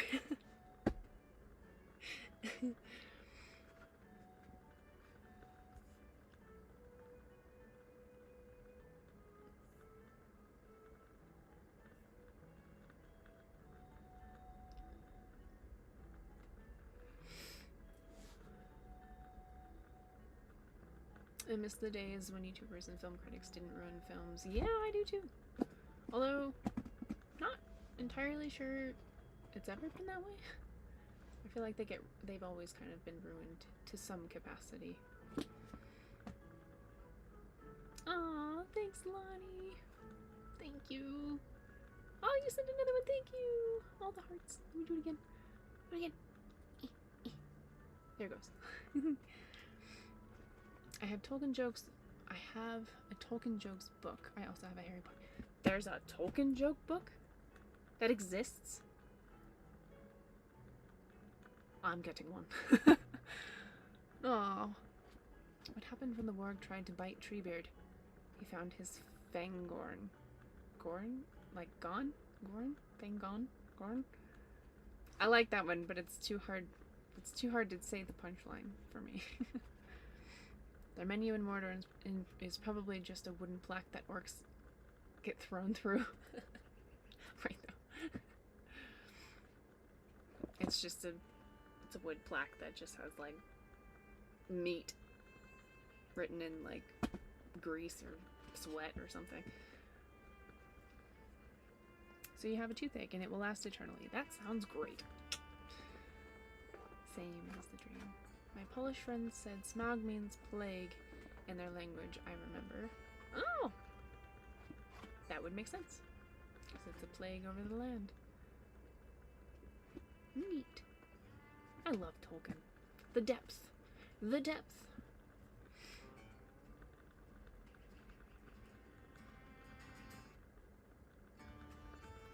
You've helped take care of a zebra before? That's so cool.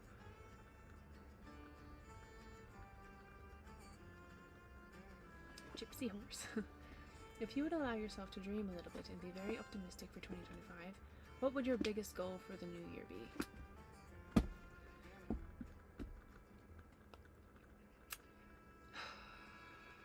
Biggest goal? I don't know. There's too many. There's too many. But it's, at the moment, getting out of here. Not the bus, but here, where I currently reside. kind of being able to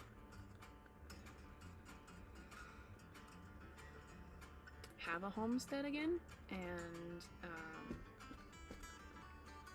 find that sense of independence back, because I'm not finding it here, and it's just not healthy to be here anymore. So that is currently my biggest goal / dream, but obviously, you know, finishing the bus and getting to travel in it and getting to do my photography, that's always the dream. But it's kind of where I'm at right now. They are stubborn a lot, aren't they? Or is it just when I'm around? It wasn't too bad, but it got sick not too long after we got it, and then so oof. Baby Balrog means you could have a hot cup of tea, but that doesn't mean that our lava boy will actually cooperate to make that happen. This is true. This is true. It's all about how you train him, though. I just had like the imagery of like if he does start spitting little fireballs or whatever, have like a little spray bottle, like you do with like a pet you're training, and just bad Balrog, and he'll just be like, ah! Just this little bit, just ah. That's how you train a Balrog. Anybody want some Texas toast garlic bread? Yes. It sounds delicious right now. Peen! Hello! Sorry, I'm catching up. I'm catching up on the chat. I'm so sorry. We know what happens to the Entwives. Bex turned them to firewood to get closer to Treebeard. I did not. I would never do something so... There are not enough words in Entish, Elvish, or the tongues of men for this sort of treachery. I would never. I, for one, choose to freeze to death.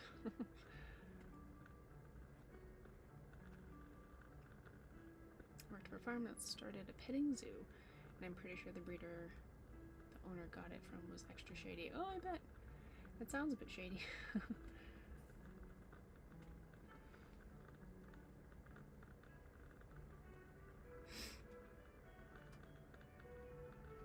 So can I dip garlic bread in a can of marinara, or should I cook the marinara heat up? I'm not the person to ask, because I don't really eat marinara, actually. It's not my go-to type of sauce.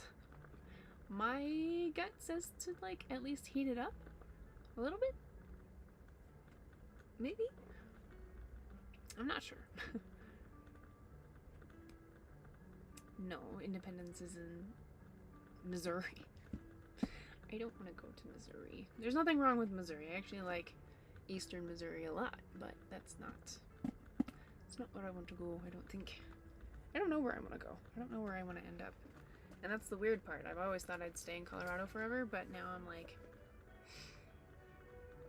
I'm okay. If I end up somewhere else, that's fine. That's fine with me.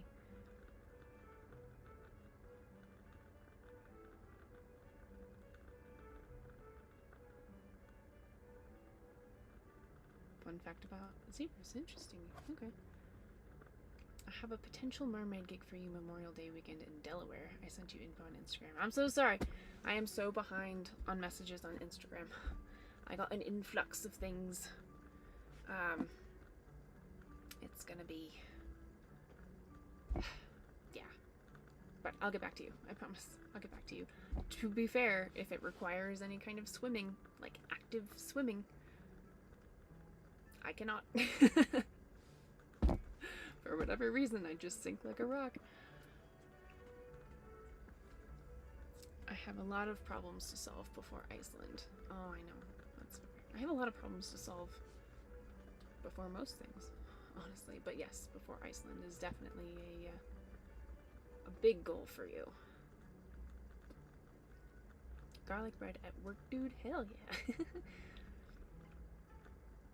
You won't be able to give your Balrog a bath, though. That's okay. That's okay. All I have to do is just, like, put a little incense in like his armpit or something. And burn the incense and smoke.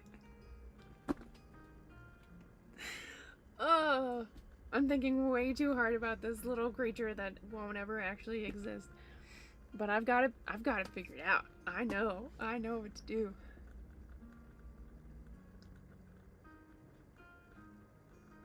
What's it like living in a bus? It's actually really fun. Sometimes. It's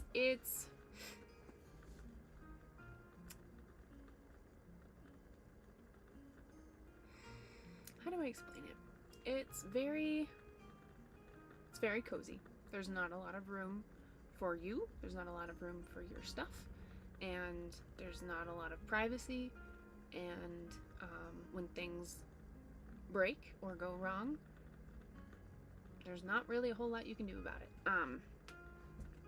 It can be very frustrating.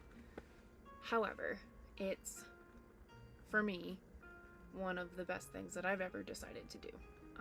It's been very fulfilling for me, and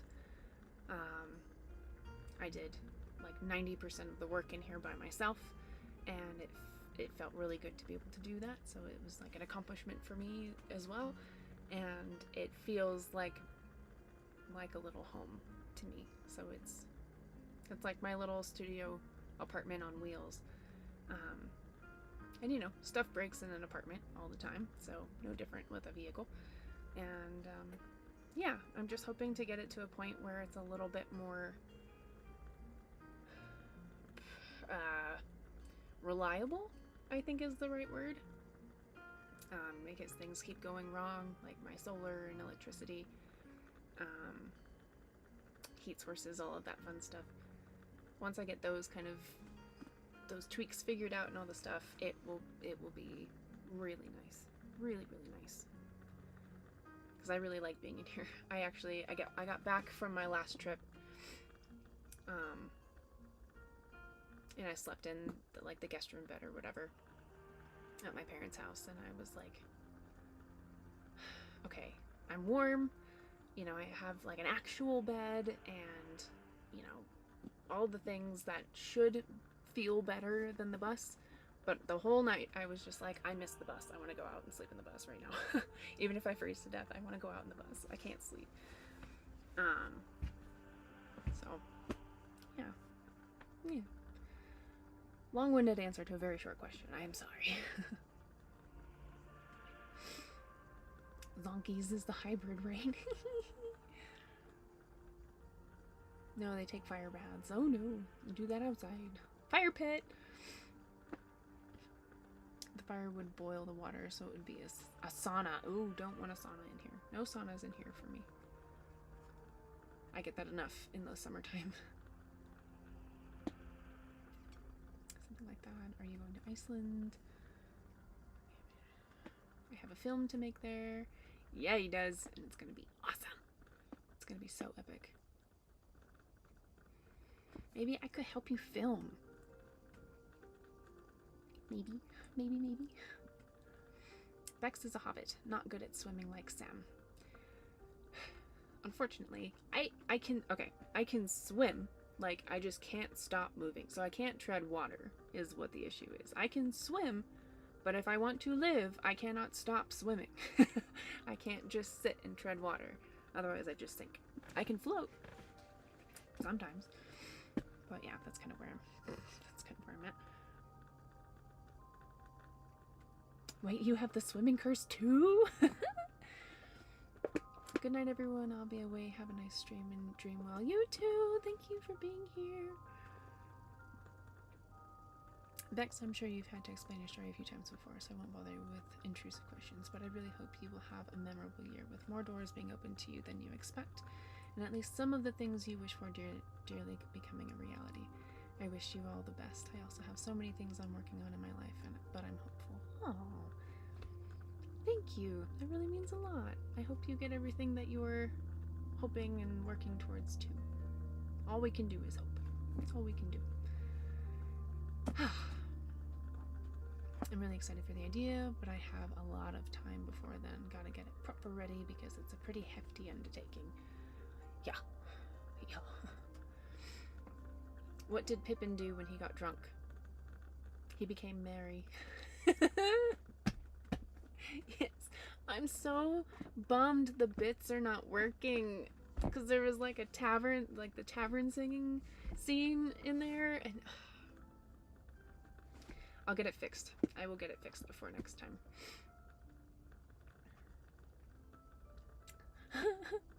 Okay, now who can make Bex a crochet plush Balrog she can carry around with her?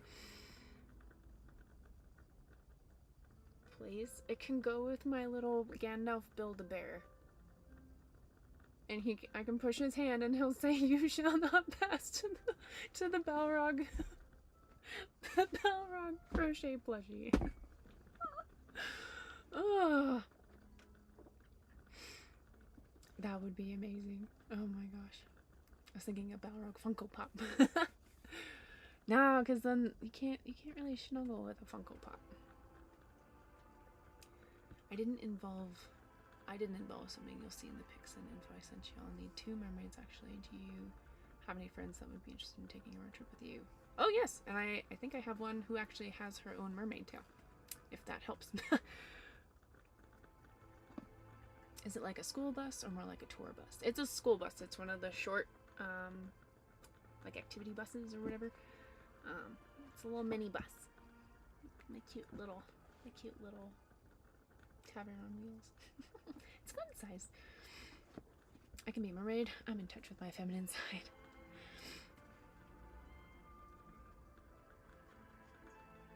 Hello everyone. Hi. Welcome in. Thanks for being here. Hope everyone was doing well today. I hope you're doing well. What is Gollum's favorite bird? A smeagol. Oh, that's perfect. That's perfect. James, thank you, friend. I can't wait to make everyone cry with it. I'm excited for it, James. I am, but like the emotional damage that I already know is gonna happen, I'm just like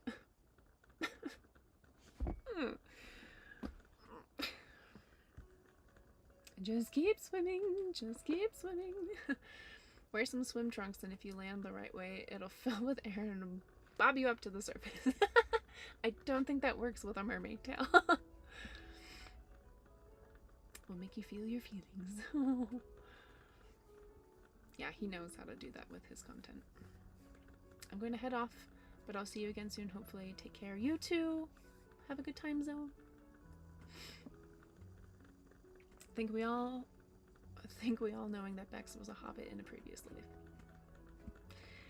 I think so. In all my lives, I think.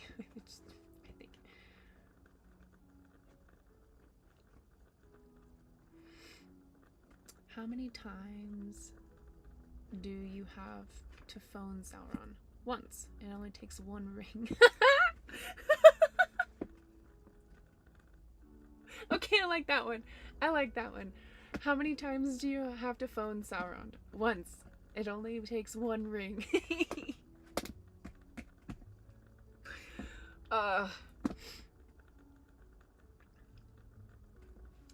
can be a pirate. Oh yeah, we need lots of pirates.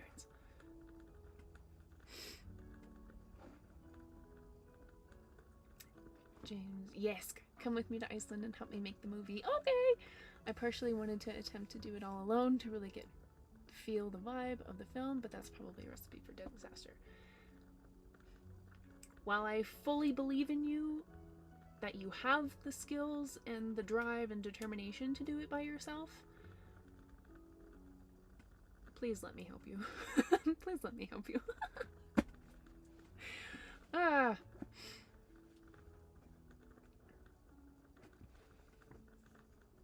My dad and I were brainstorming my Hobbit homes, which then turned into a Hobbit village, which then included the Green Dragon with waiters that would jump onto a table bar to sing and dance with every few hours. Oh my gosh. Oh my gosh. I hope you guys get zoned for that. Genuinely, Colorado sucks for any sort of additions to homesteads and Airbnbs and all of that stuff. Colorado sucks. They are so picky about all of that, and I'm just like, why? Why don't you want this? Please. I need it to exist. exist. I need it to exist. I really need it to exist. Actually, I may be able to sell them on a merman. Iceland. Ooh, lucky. I've also been wanting to go back to Norway so bad. Oh, I want to go to Norway. I'm so... A bunch of my friends are going to a fantasy ball in Sweden in March. And I so desperately want to go. But I cannot justify it. I cannot justify the ticket for the ball, firstly, let alone the airfare. Because we would all split the Airbnbs and all of that other stuff, which wouldn't be terrible. But the airfare is killer. But I want to go so bad. I just want to see the world. Like, I love my bus, and I love being able to see America, and I've seen a lot more than I ever thought I would see in my lifetime, but I'm not there yet. But I do want to see the rest of the world too. So we'll have to get there though. Same with Iceland. I mean, honestly, same with Iceland. Although I think Iceland is a little bit more manageable than Sweden. Travel pricing wise, I've looked into it a few times. I still don't know how I managed to go to Ireland for 2 weeks.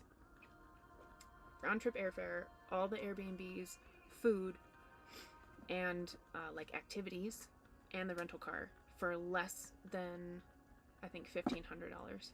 I still don't know how I did it. But that was before COVID, so that's probably what it was. Makes me sad.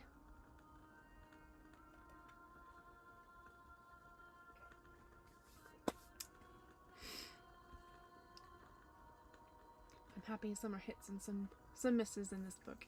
I like them. Thank you. Thank you for sharing them with us. Yeah, I can imagine. Game awards tonight? What game awards? I'm sorry, I don't pay attention to happenings very often. I don't know what the game awards are. Well, my thinking is that the more I have to do everything myself, the less I have to act. The less I have to act, because I'll truly be alone. Easy peasy. Fair. That's fair. But also.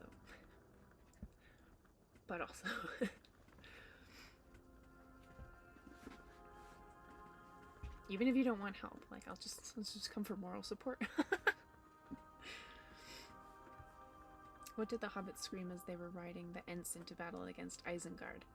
Run, Forest, run!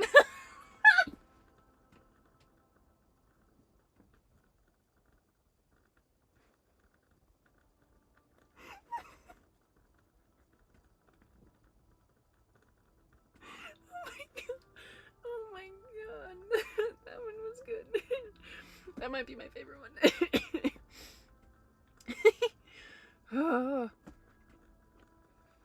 Oh my goodness. I want to host a fantasy ball next year. If you do, genuinely, if you do, please pick a good DJ. I have been to too many events where they treat it like it's prom or homecoming and not a fantasy ball. You know, with like instrumental, like fantasy vibe music. Like it's friggin' Soldier Boy and like all this stupid stuff that does not belong at that kind of event. Like, people can go to a club and hear that and pay quite a bit less. If you do it, please pick a good DJ and have a say over your playlist, because it will make or break your event. Alright everyone, let's chip in at Ko-Fi for a Swedish ball for bags. Oh, thank you. I've kind of already like come to terms with the fact that I won't be able to go, just because winter is such a very financially straining time for me, because it's my off season, so I kind of have to nickel and dime everything. So I've kind of already just come to terms with that. That won't be happening. Not this time. Time to make it the magic school bus. Da-da-da-da-da. Right on the magic school bus. Da-da-da-da-da. We can fund that. Sounds probable. Oh, you guys. If I secure this new job for next year, more than happy to help. Oh. You guys are so sweet. Starting in few hours, meaning less hours of sleep here. Oh no. Bex is the best moral support. Oh, thanks, Brie-K. I try. I think she liked the forest joke. Yes. Yes, I did. I liked that very much. It didn't process while I read it. It took a second, and it was like, that's incredible. That's incredible. I like that. Got that feeling too. Hello, hope everyone's doing great. Hi, Lauren T Vision. Hello. Welcome in. I'm treating it more along the lines of a wedding. Yes, to some degree. All I can say is the best fantasy events I've ever been to have enough activities to do for the people who don't want to dance. Because not everybody wants to go for the dancing, which is perfectly fine. So having vendors and like axe throwing or some sort of activity to keep people engaged, and honestly, mostly for a lot of guys who get dragged to these events by their ladies, but also a couple women who don't really aren't comfortable dancing or don't know anybody or what have you. So having enough variety of things to do other than just dancing, that's been huge in making an event like memorable. The music, and then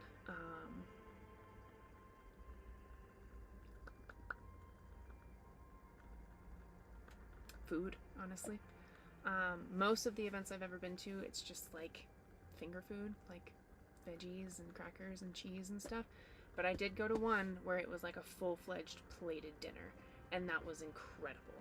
That was an experience. That felt like going to a ball. It was very cool. Very, very cool. But that's expensive. I know that's expensive. I used to be a wedding planner, so like my brain works in all of these different ways of like, oh, I know how much that costs. I know what you had to go through to get that. So, and if you need a photographer, I got you. Boromir, son of Denethor, single child, captain of Gondor, member of the Fellowship, coveter of the ring, pincushion. James, too soon, man, too soon. Why?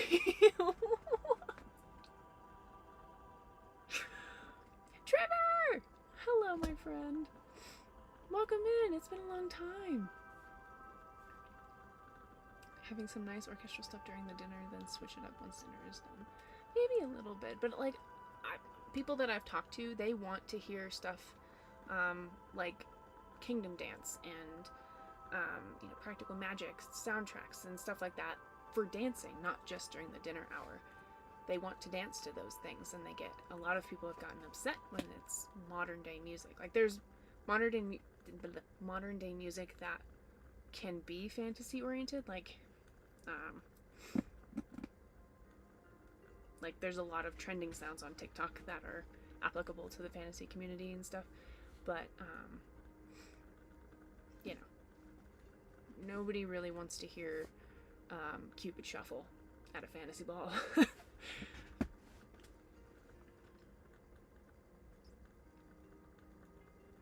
Choreography to David Bowie, Golden Choice. Yes, choice for every DJ. Yes, no one has played it. Not a single fantasy event I have been to has played that, and I'm severely disappointed. I'm so disappointed. Do not bite into bread fresh from the oven, too hot. Hey, Clint. It's hot. Okay, there. I might end it on a strong note then. Going to go rest now. Glad I could make you laugh. Thank you for the stream. I'm glad to be part of this Entling community. Good night, all. Thank you, Henry. Thanks for being here, and thank you for the wonderful jokes. They have been miraculous, my friend. Night, night, toodles. Why does Melkor have a bigger collection of black clothes than Sauron? Because he's Morgoth. I have heard that one. It's so good. So good. So clever. That is also a consideration. I hadn't thought about anything beyond having craft vendors, but other activities is something I will also now add into the plot. Yes. Yes. Let me be your gateway into top-tier fantasy event hosting. The last pun is for you. Thanks.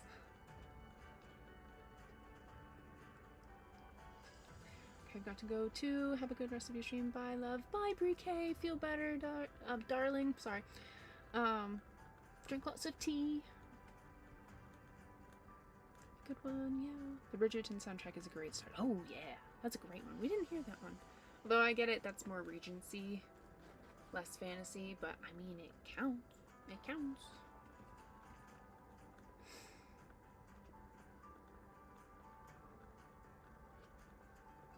That pun was so dark and deep that even Gandalf had no memory of it.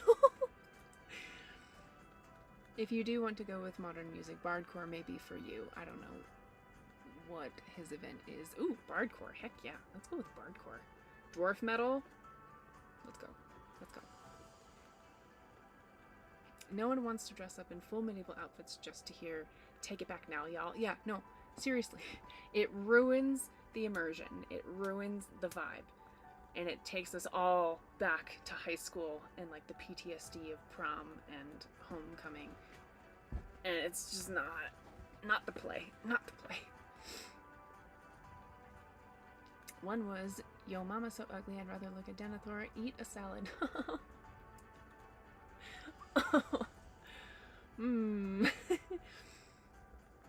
Give me all your opinions. I'm flying partly blind on this, so it is all appreciated. Absolutely. Happy to help you with anything and everything, my friend. Little tomato. Oh, I fully avoided the drama of prom. Oh, good for you. Good for you. I went 2 years in a row for some reason. I thought it would get better the second time. At least after prom was fun. We went to like an arcade or something.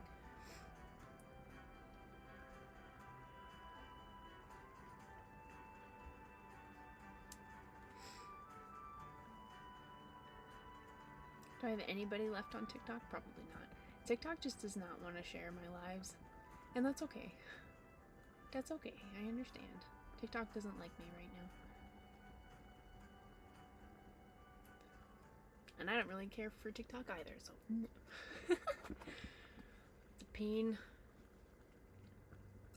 Would have been a terrible time, and I was told as much after the fact by the person who would have been a problem for me. Oh no! Don't want. Oh, so you dodged a bullet. Neat. That's good. That's good. I'll go to TikTok if you want someone over there. No. You're fine. Stay right where you are.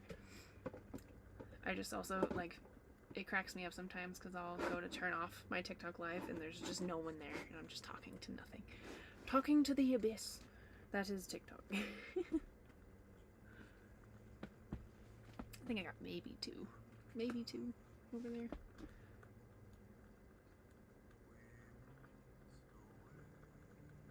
I saw you live on TikTok and immediately switched up over here. That's okay. Totally fine. I would prefer everyone to be on Twitch, but I know not everyone has access to Twitch or prefers Twitch. So, yeah. That's why I do all three. YouTube, TikTok, and Twitch. Just to spread the love a little.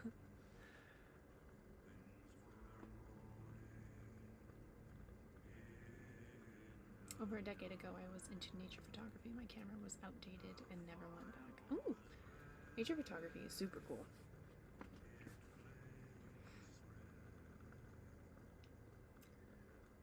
What is the thought on having some performers like Ren Fair performers doing sets and such during a fantasy ball?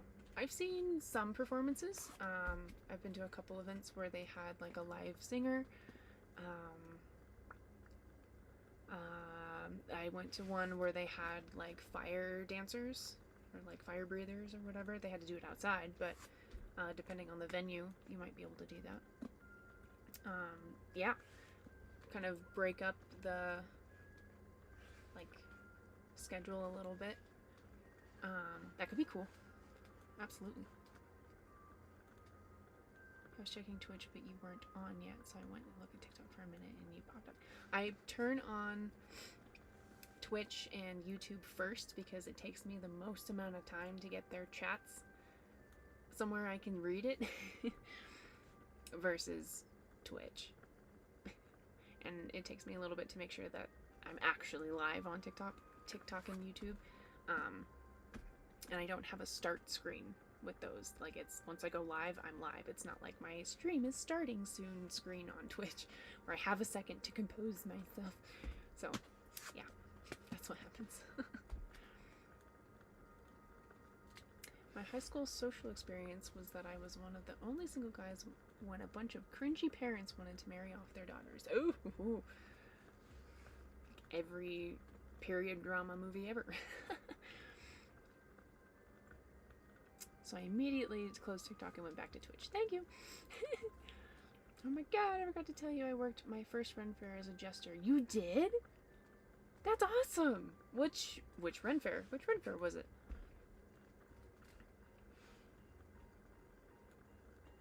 All these ideas for a ball and I'm a penny pincher going, that would cost more, that would cost more. The initial investment is definitely going to cost you a lot of money, but the goal is to make it enticing enough and worth it to have expensive tickets.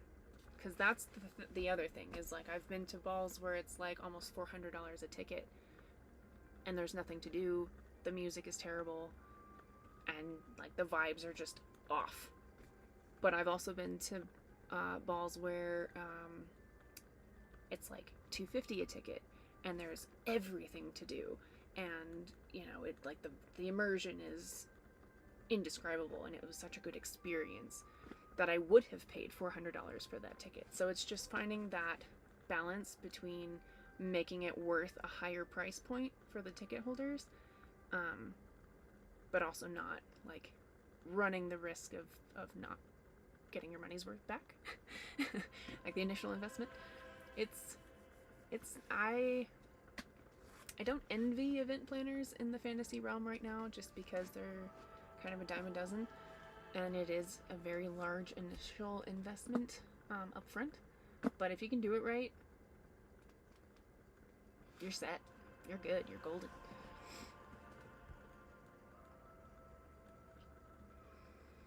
If I start a swashbuckler's ball in Pennsylvania, would you like to be the pirate queen, and who'd go? Absolutely. Oh my gosh. I would absolutely rock a Rococo pirate queen at that ball. 100%. And I love Pennsylvania. I look for any excuse to go back out there.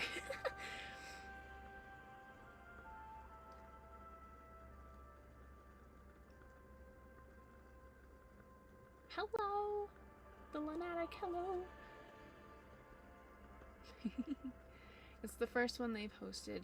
We've got a Comic-Con thong here called OzCon, and so it was the Oz Fair. Oh, okay. Interesting. Interesting. $400. I don't think I could ever lay that, but that's me. Some people, they, like, I think a lot of times it's because, depending on where they're hosted at, they don't have a Ren Fair, or they don't have any sort of other fantasy, Renaissance, immersive experience, and so they're willing to pay that because it's so exclusive, if you know what I mean. So you absolutely could charge that, and people will pay it. You can also do tiers. So I like that some balls, depending on like their activities and stuff that they have available, is they have like a general admission, and then they have like a VIP, and then they have, you know, tiers or whatever based on what you want to be able to do or experience. Some people just want to go for vibes, and they don't want to pay for all the frou-frou like photography and the open bar and all this stuff, and that's okay. So doing tiered tickets, I think, is also a very helpful thing, because not everybody has that kind of budget. I know that I don't. I've been very lucky to have attended the ones I've been to, either as a guest or as a photographer. Very lucky. Very, very lucky.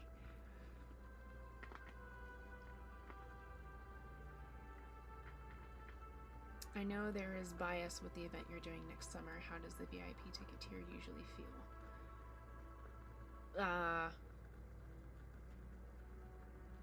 You know, I don't actually know. I don't actually know what their price points were for their ticket packages for that ball. I'm their guest cosplayer for that, so I didn't have to buy a ticket. I didn't even have to look at it.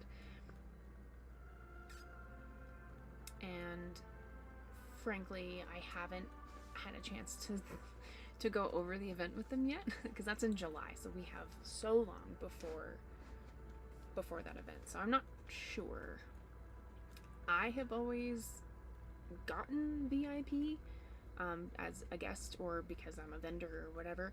The one time I did pay for a ticket, I got VIP because that was all that was left, and it was semi worth it.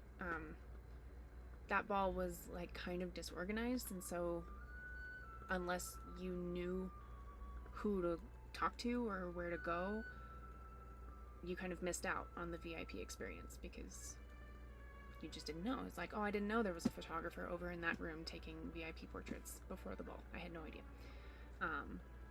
Just a lot of miscommunication and not very detailed itineraries and stuff like that.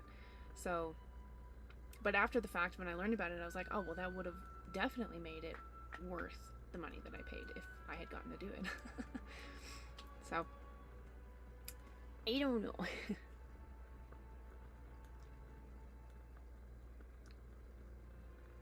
I'm Lonnie J from the other app. Oh, hi, Lonnie. Thanks for popping over. I know, a Neverland ball. Oh, yes, that'd be so cool. I know a Peter Pan. Literally just answered that. What you all need to do is come and host those balls in Europe, where everything is cheaper and not price inflated as in the US. We have the community here. What we lack is actual events. Oh my gosh, I would love for there to be more events, like accessible events abroad. That would be incredible. It'd be so much fun. Like Sweden, like the one in Scotland. I think there's usually one in the UK held by what is that? What is that company? They like started it all.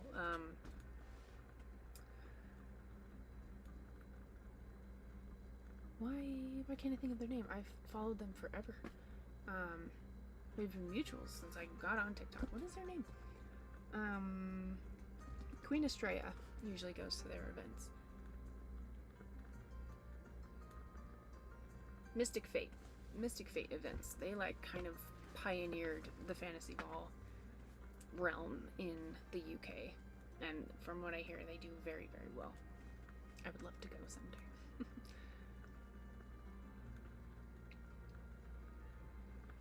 Oh, you can't imagine the sheer amount of abandoned villages and castles in Spain. If you need a landlord, volunteers tribute. More in castle events. Yes. I'm very excited. The ball that I'll be working next July will be in a castle. It's like one of the first castle venues I've found in America so far. And I'm very excited. Very, very excited. It's huge. I might get lost. Is this Hobbit Hibernation, by the way? Did I miss the activity? Oh, hi Trevor, yes. So at the beginning of the stream, we read a couple chapters out of The Hobbit. That was our activity for today. Yeah, so we finished for today, and now we're just having a nice little chat before it's time to go. Sorry. But, I don't remember if you're a patron on my Patreon or not, but live stream replays are available for patrons on my Patreon, along with other exclusive behind the scenes and fun content stuff that I work on. Yes, we read earlier and they're still hanging out and chatting. Yeah. We're still hibernating here. All the hibernation. And I mean, we're still hobbity. Yeah, that vineyard is really pretty. Yeah, I'm so excited. You taking photos there? Nice. Oh, I want to take my camera. Even though I'm working, I want to take my camera and like do other cosplay while I'm there, if that's allowed. Just to utilize the space while we have it. Segue for the self-promotion. I mean, but it's so that, you know, people have access to it when it's done, because not everybody knows that I have a Patreon. A lot of people still don't know that I have a Twitch or that I stream. They're like, wait, you're a streamer? Yeah. Where is this event next year that you were talking about? It is in Michigan. Charlevoix, Michigan, I think is what it's called. Yeah, it's a bookish themed ball, so it's based off of the ⲟⲁ series. So I will be cosplaying as Feyre. Very excited. Wait, you stream? Right? Even if it's not allowed at the vineyard, it's not far from a lot of gorgeous lake shores and state parks. Oh, right. I've been through Detroit, Michigan to get to Canada, but that is the extent of my experience in Michigan. I thought we were just hibernating. I mean, both is good. Oh no, the self-promo was the goal. You're too cool not to be known. Aw, thanks, friend. Oh, that's just above me. Cool. Nice. Charlevoix. Okay, thank you. Oh, ⲟⲁ Never mind. Hope you have a great time. Yeah, it's not gonna be for everybody. It's a bookish ball instead of just a, you know, generic fantasy ball. This will be my third bookish ball, which is like ⲟⲁ or ⲟⲁ or whatever themed. So yeah, we'll see how it goes. They just contacted me this last week actually to get my dress ordered because they're providing the gown, and it's gonna be interesting. It is the complete opposite of the dress that I wore to the ball last weekend. Like the big poofy ball gown, it's the complete opposite. It's like slim and sheer and very sparkly. I mean, it's still sparkly, but very sparkly, and like basically I need to go to the gym a lot this year to prepare for this dress, because my goodness.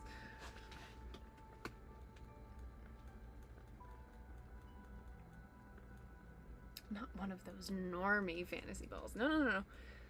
The normie fantasy balls are phenomenal. I've been to more of the normie balls, and they're a grand time, because then you can wear whatever you want. It doesn't have to be bookish related or on theme. You can just wear whatever, and it's great.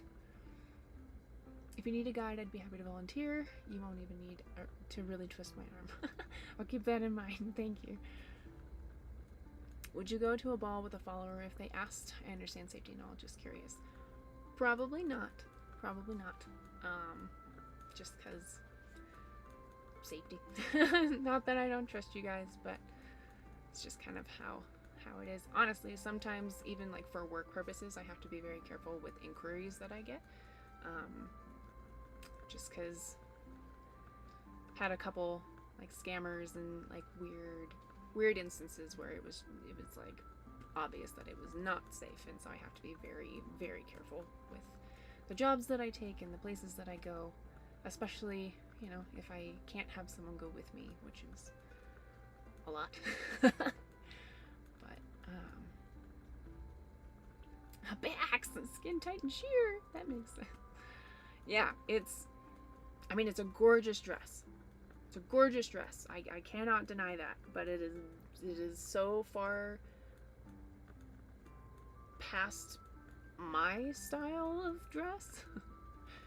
I mean, it's basically a bodysuit with some like sheer fabric over it. And I was like, Okay. Cool. Cool. But it'll be at night, so hopefully people won't see me much. Hypothetical question. If you and I are walking down the street and we find a briefcase full of 50 million cash, what are you going to do with your new briefcase? Well, honestly, if there's a briefcase just sitting in the street, I probably won't touch it. I'd probably call, like, I almost said Brute Squad. For Princess Bride fans, I almost said the Brute Squad. You know, but like the Bomb Squad or whatever, to take a look at it and make sure that it's safe. So I probably wouldn't even touch it. And then at that point, they would have to confiscate it because it was probably either laundered or stolen or something stupid, and I wouldn't get it anyway. But yeah. However, if I had the opportunity to earn or win or whatever $50 million,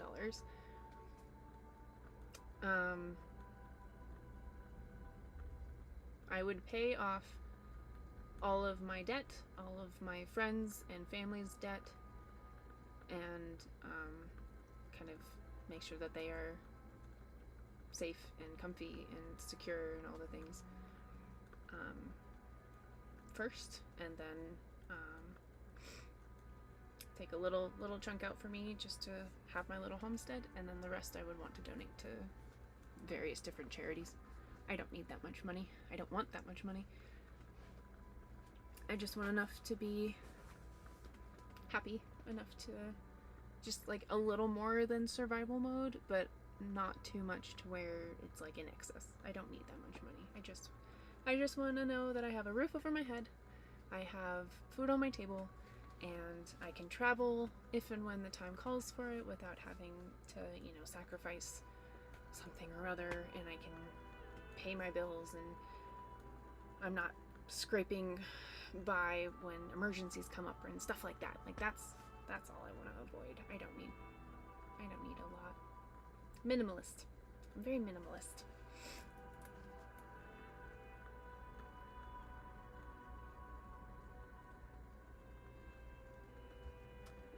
Buff Bex is on the way. If not your style, why wear it? Because they're providing it for me as the cast member. So it's the character that I am portraying. That's what they picked for her. So it's kind of like I don't really have a say in it. I don't mind it. Again, I just kind of want to make sure that it fits properly.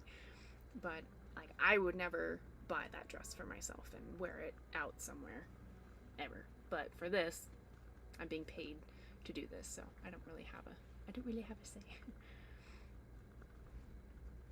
And enough money for second breakfast and 11 Oh yes. Oh yes. Basically, I just need enough food, money to buy enough food for all of the Hobbit meals, and then I'm good. I'm fine. What kind of a homestead would you want? Would it essentially be a little Hobbit home situation, or do you even want to go into it? Ooh, sorry, I got sneeze.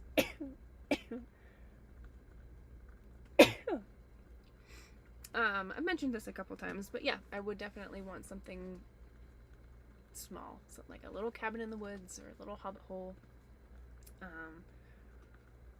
Just something cozy, something that is secluded, like lots of trees and grass and moss, all the moss, and just good vibes where I can just have my little garden and have like little farm animals if I want to, and I can park my bus and, you know, go to and from adventures and all that kind of stuff. That's all I really need. Don't need anything big or fancy.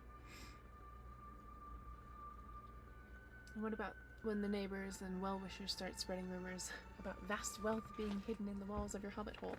They can come fight me. Let's go.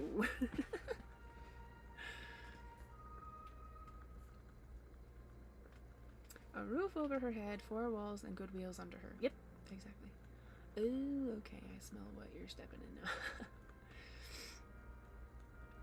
You keep them happy with feasts and gifts on your birthday.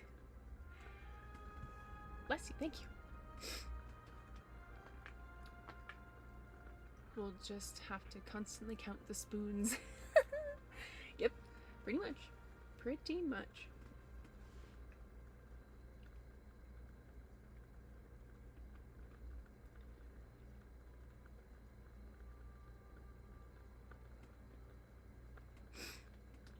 Oh, I gotta sneeze again. I don't want to.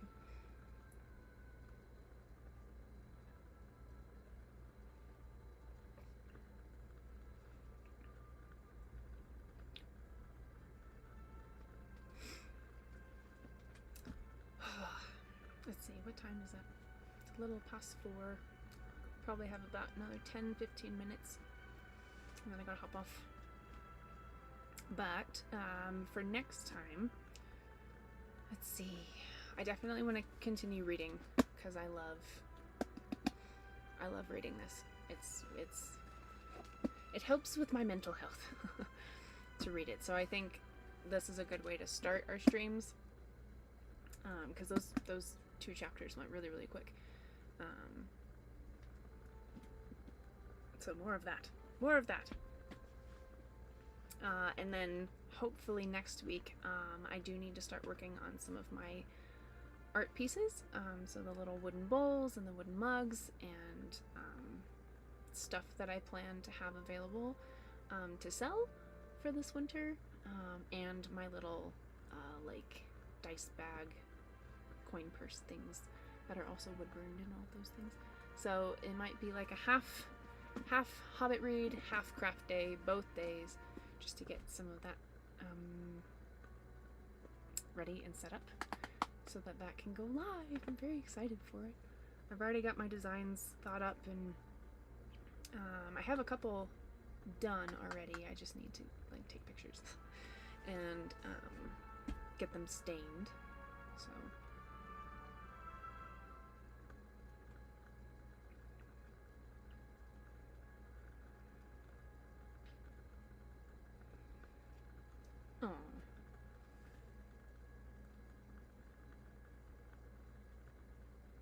I keep seeing your candles flickering, and I know they're candles, but I think it is the fireplace. Oh, it's I love these candles. It's the mythology candles. They sound like little fireplaces. I love them so much because they have the wooden wicks. Yeah, it's my cozy little fireplace tavern. Is there a specific place you'd like to visit with this 50 million? I mean, lots of places, but the first one on my list is New Zealand. Goes without saying. But yes, I want to go everywhere.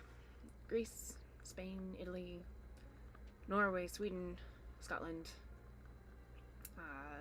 everywhere in the UK. Iceland, all kinds of places. I mean, there's so many. There's so many places. I just want to go to them all. But I'll get there. I'll get there.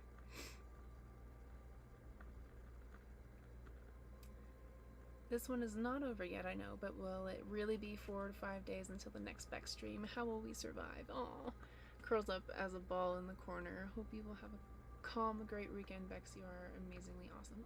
Oh, thank you. Appreciate you. I know it's gonna be a long couple days for me too, that's for sure. But we'll be back in here soon. We just gotta make it to Tuesday and then Thursday and then repeat again. I have 6 female cousins and all my spoons are accounted for. We're not like the Sackville Bagginses.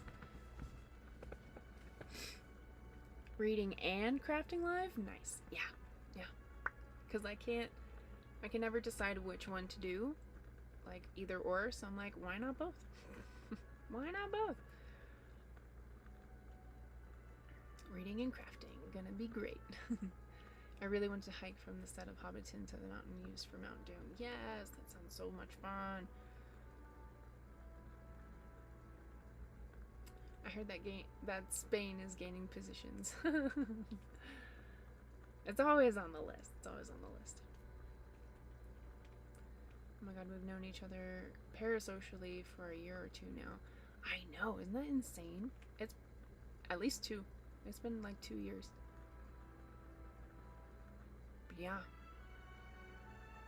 Wow, that's crazy. That's crazy. Thanks for still being around. Do you know that we have Hobbit-themed villages here? I did not know that. And you're just telling me this now? Read while crafting. Maybe not. I can multitask, but that's on another level I don't feel like would be safe, because with a hot iron in my hand while trying to read a book, I kind of need to pay attention to one or the other. It's several hundred miles.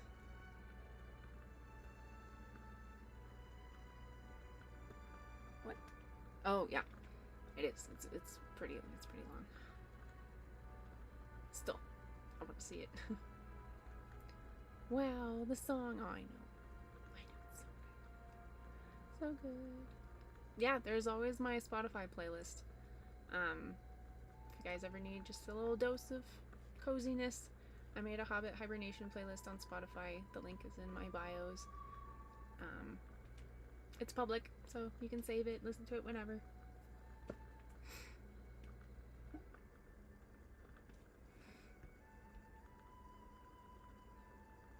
Yeah, because I was in college in 2022 and would watch you working at the IT desk.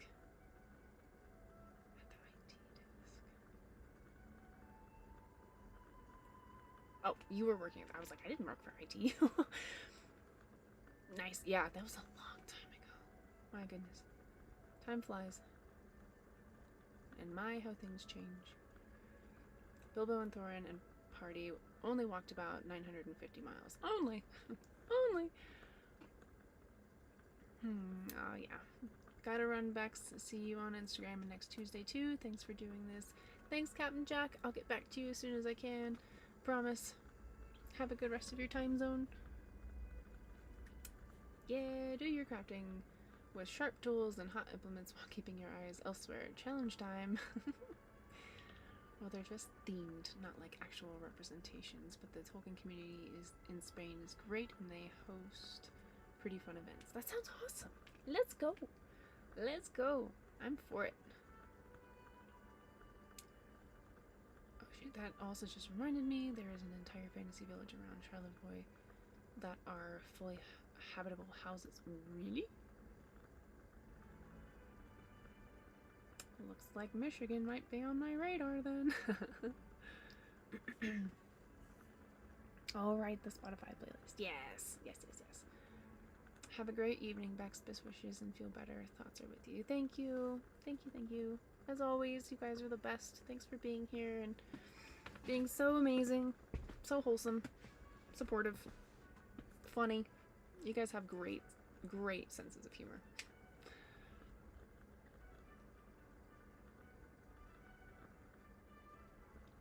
My city is the Grey Havens. Oh, cool. They're called the Mushroom Houses? Oh, I'm gonna live in a mushroom house. Yeah. Why wouldn't I want to live in a mushroom house?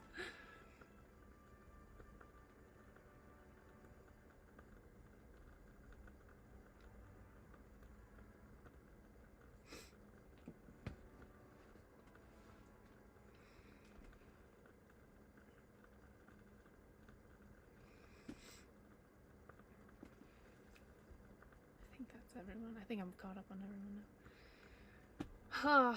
Alright, friends on YouTube and TikTok. I'm gonna hop off if there's anyone even left. Thank you. What the heck, waiting for everybody to go live here on TikTok. That's so funny. Sorry. I'm gonna hop off of TikTok and YouTube and then wrap up on Twitch here in just a minute. But thanks for everything, you guys. I appreciate you so much. Hope you have a great rest of your day. May the foods be with you. And with you. And I'll catch you guys next week. Hopefully around the same time. Hopefully if all goes well. But yeah, thank you, and I'll catch you guys later.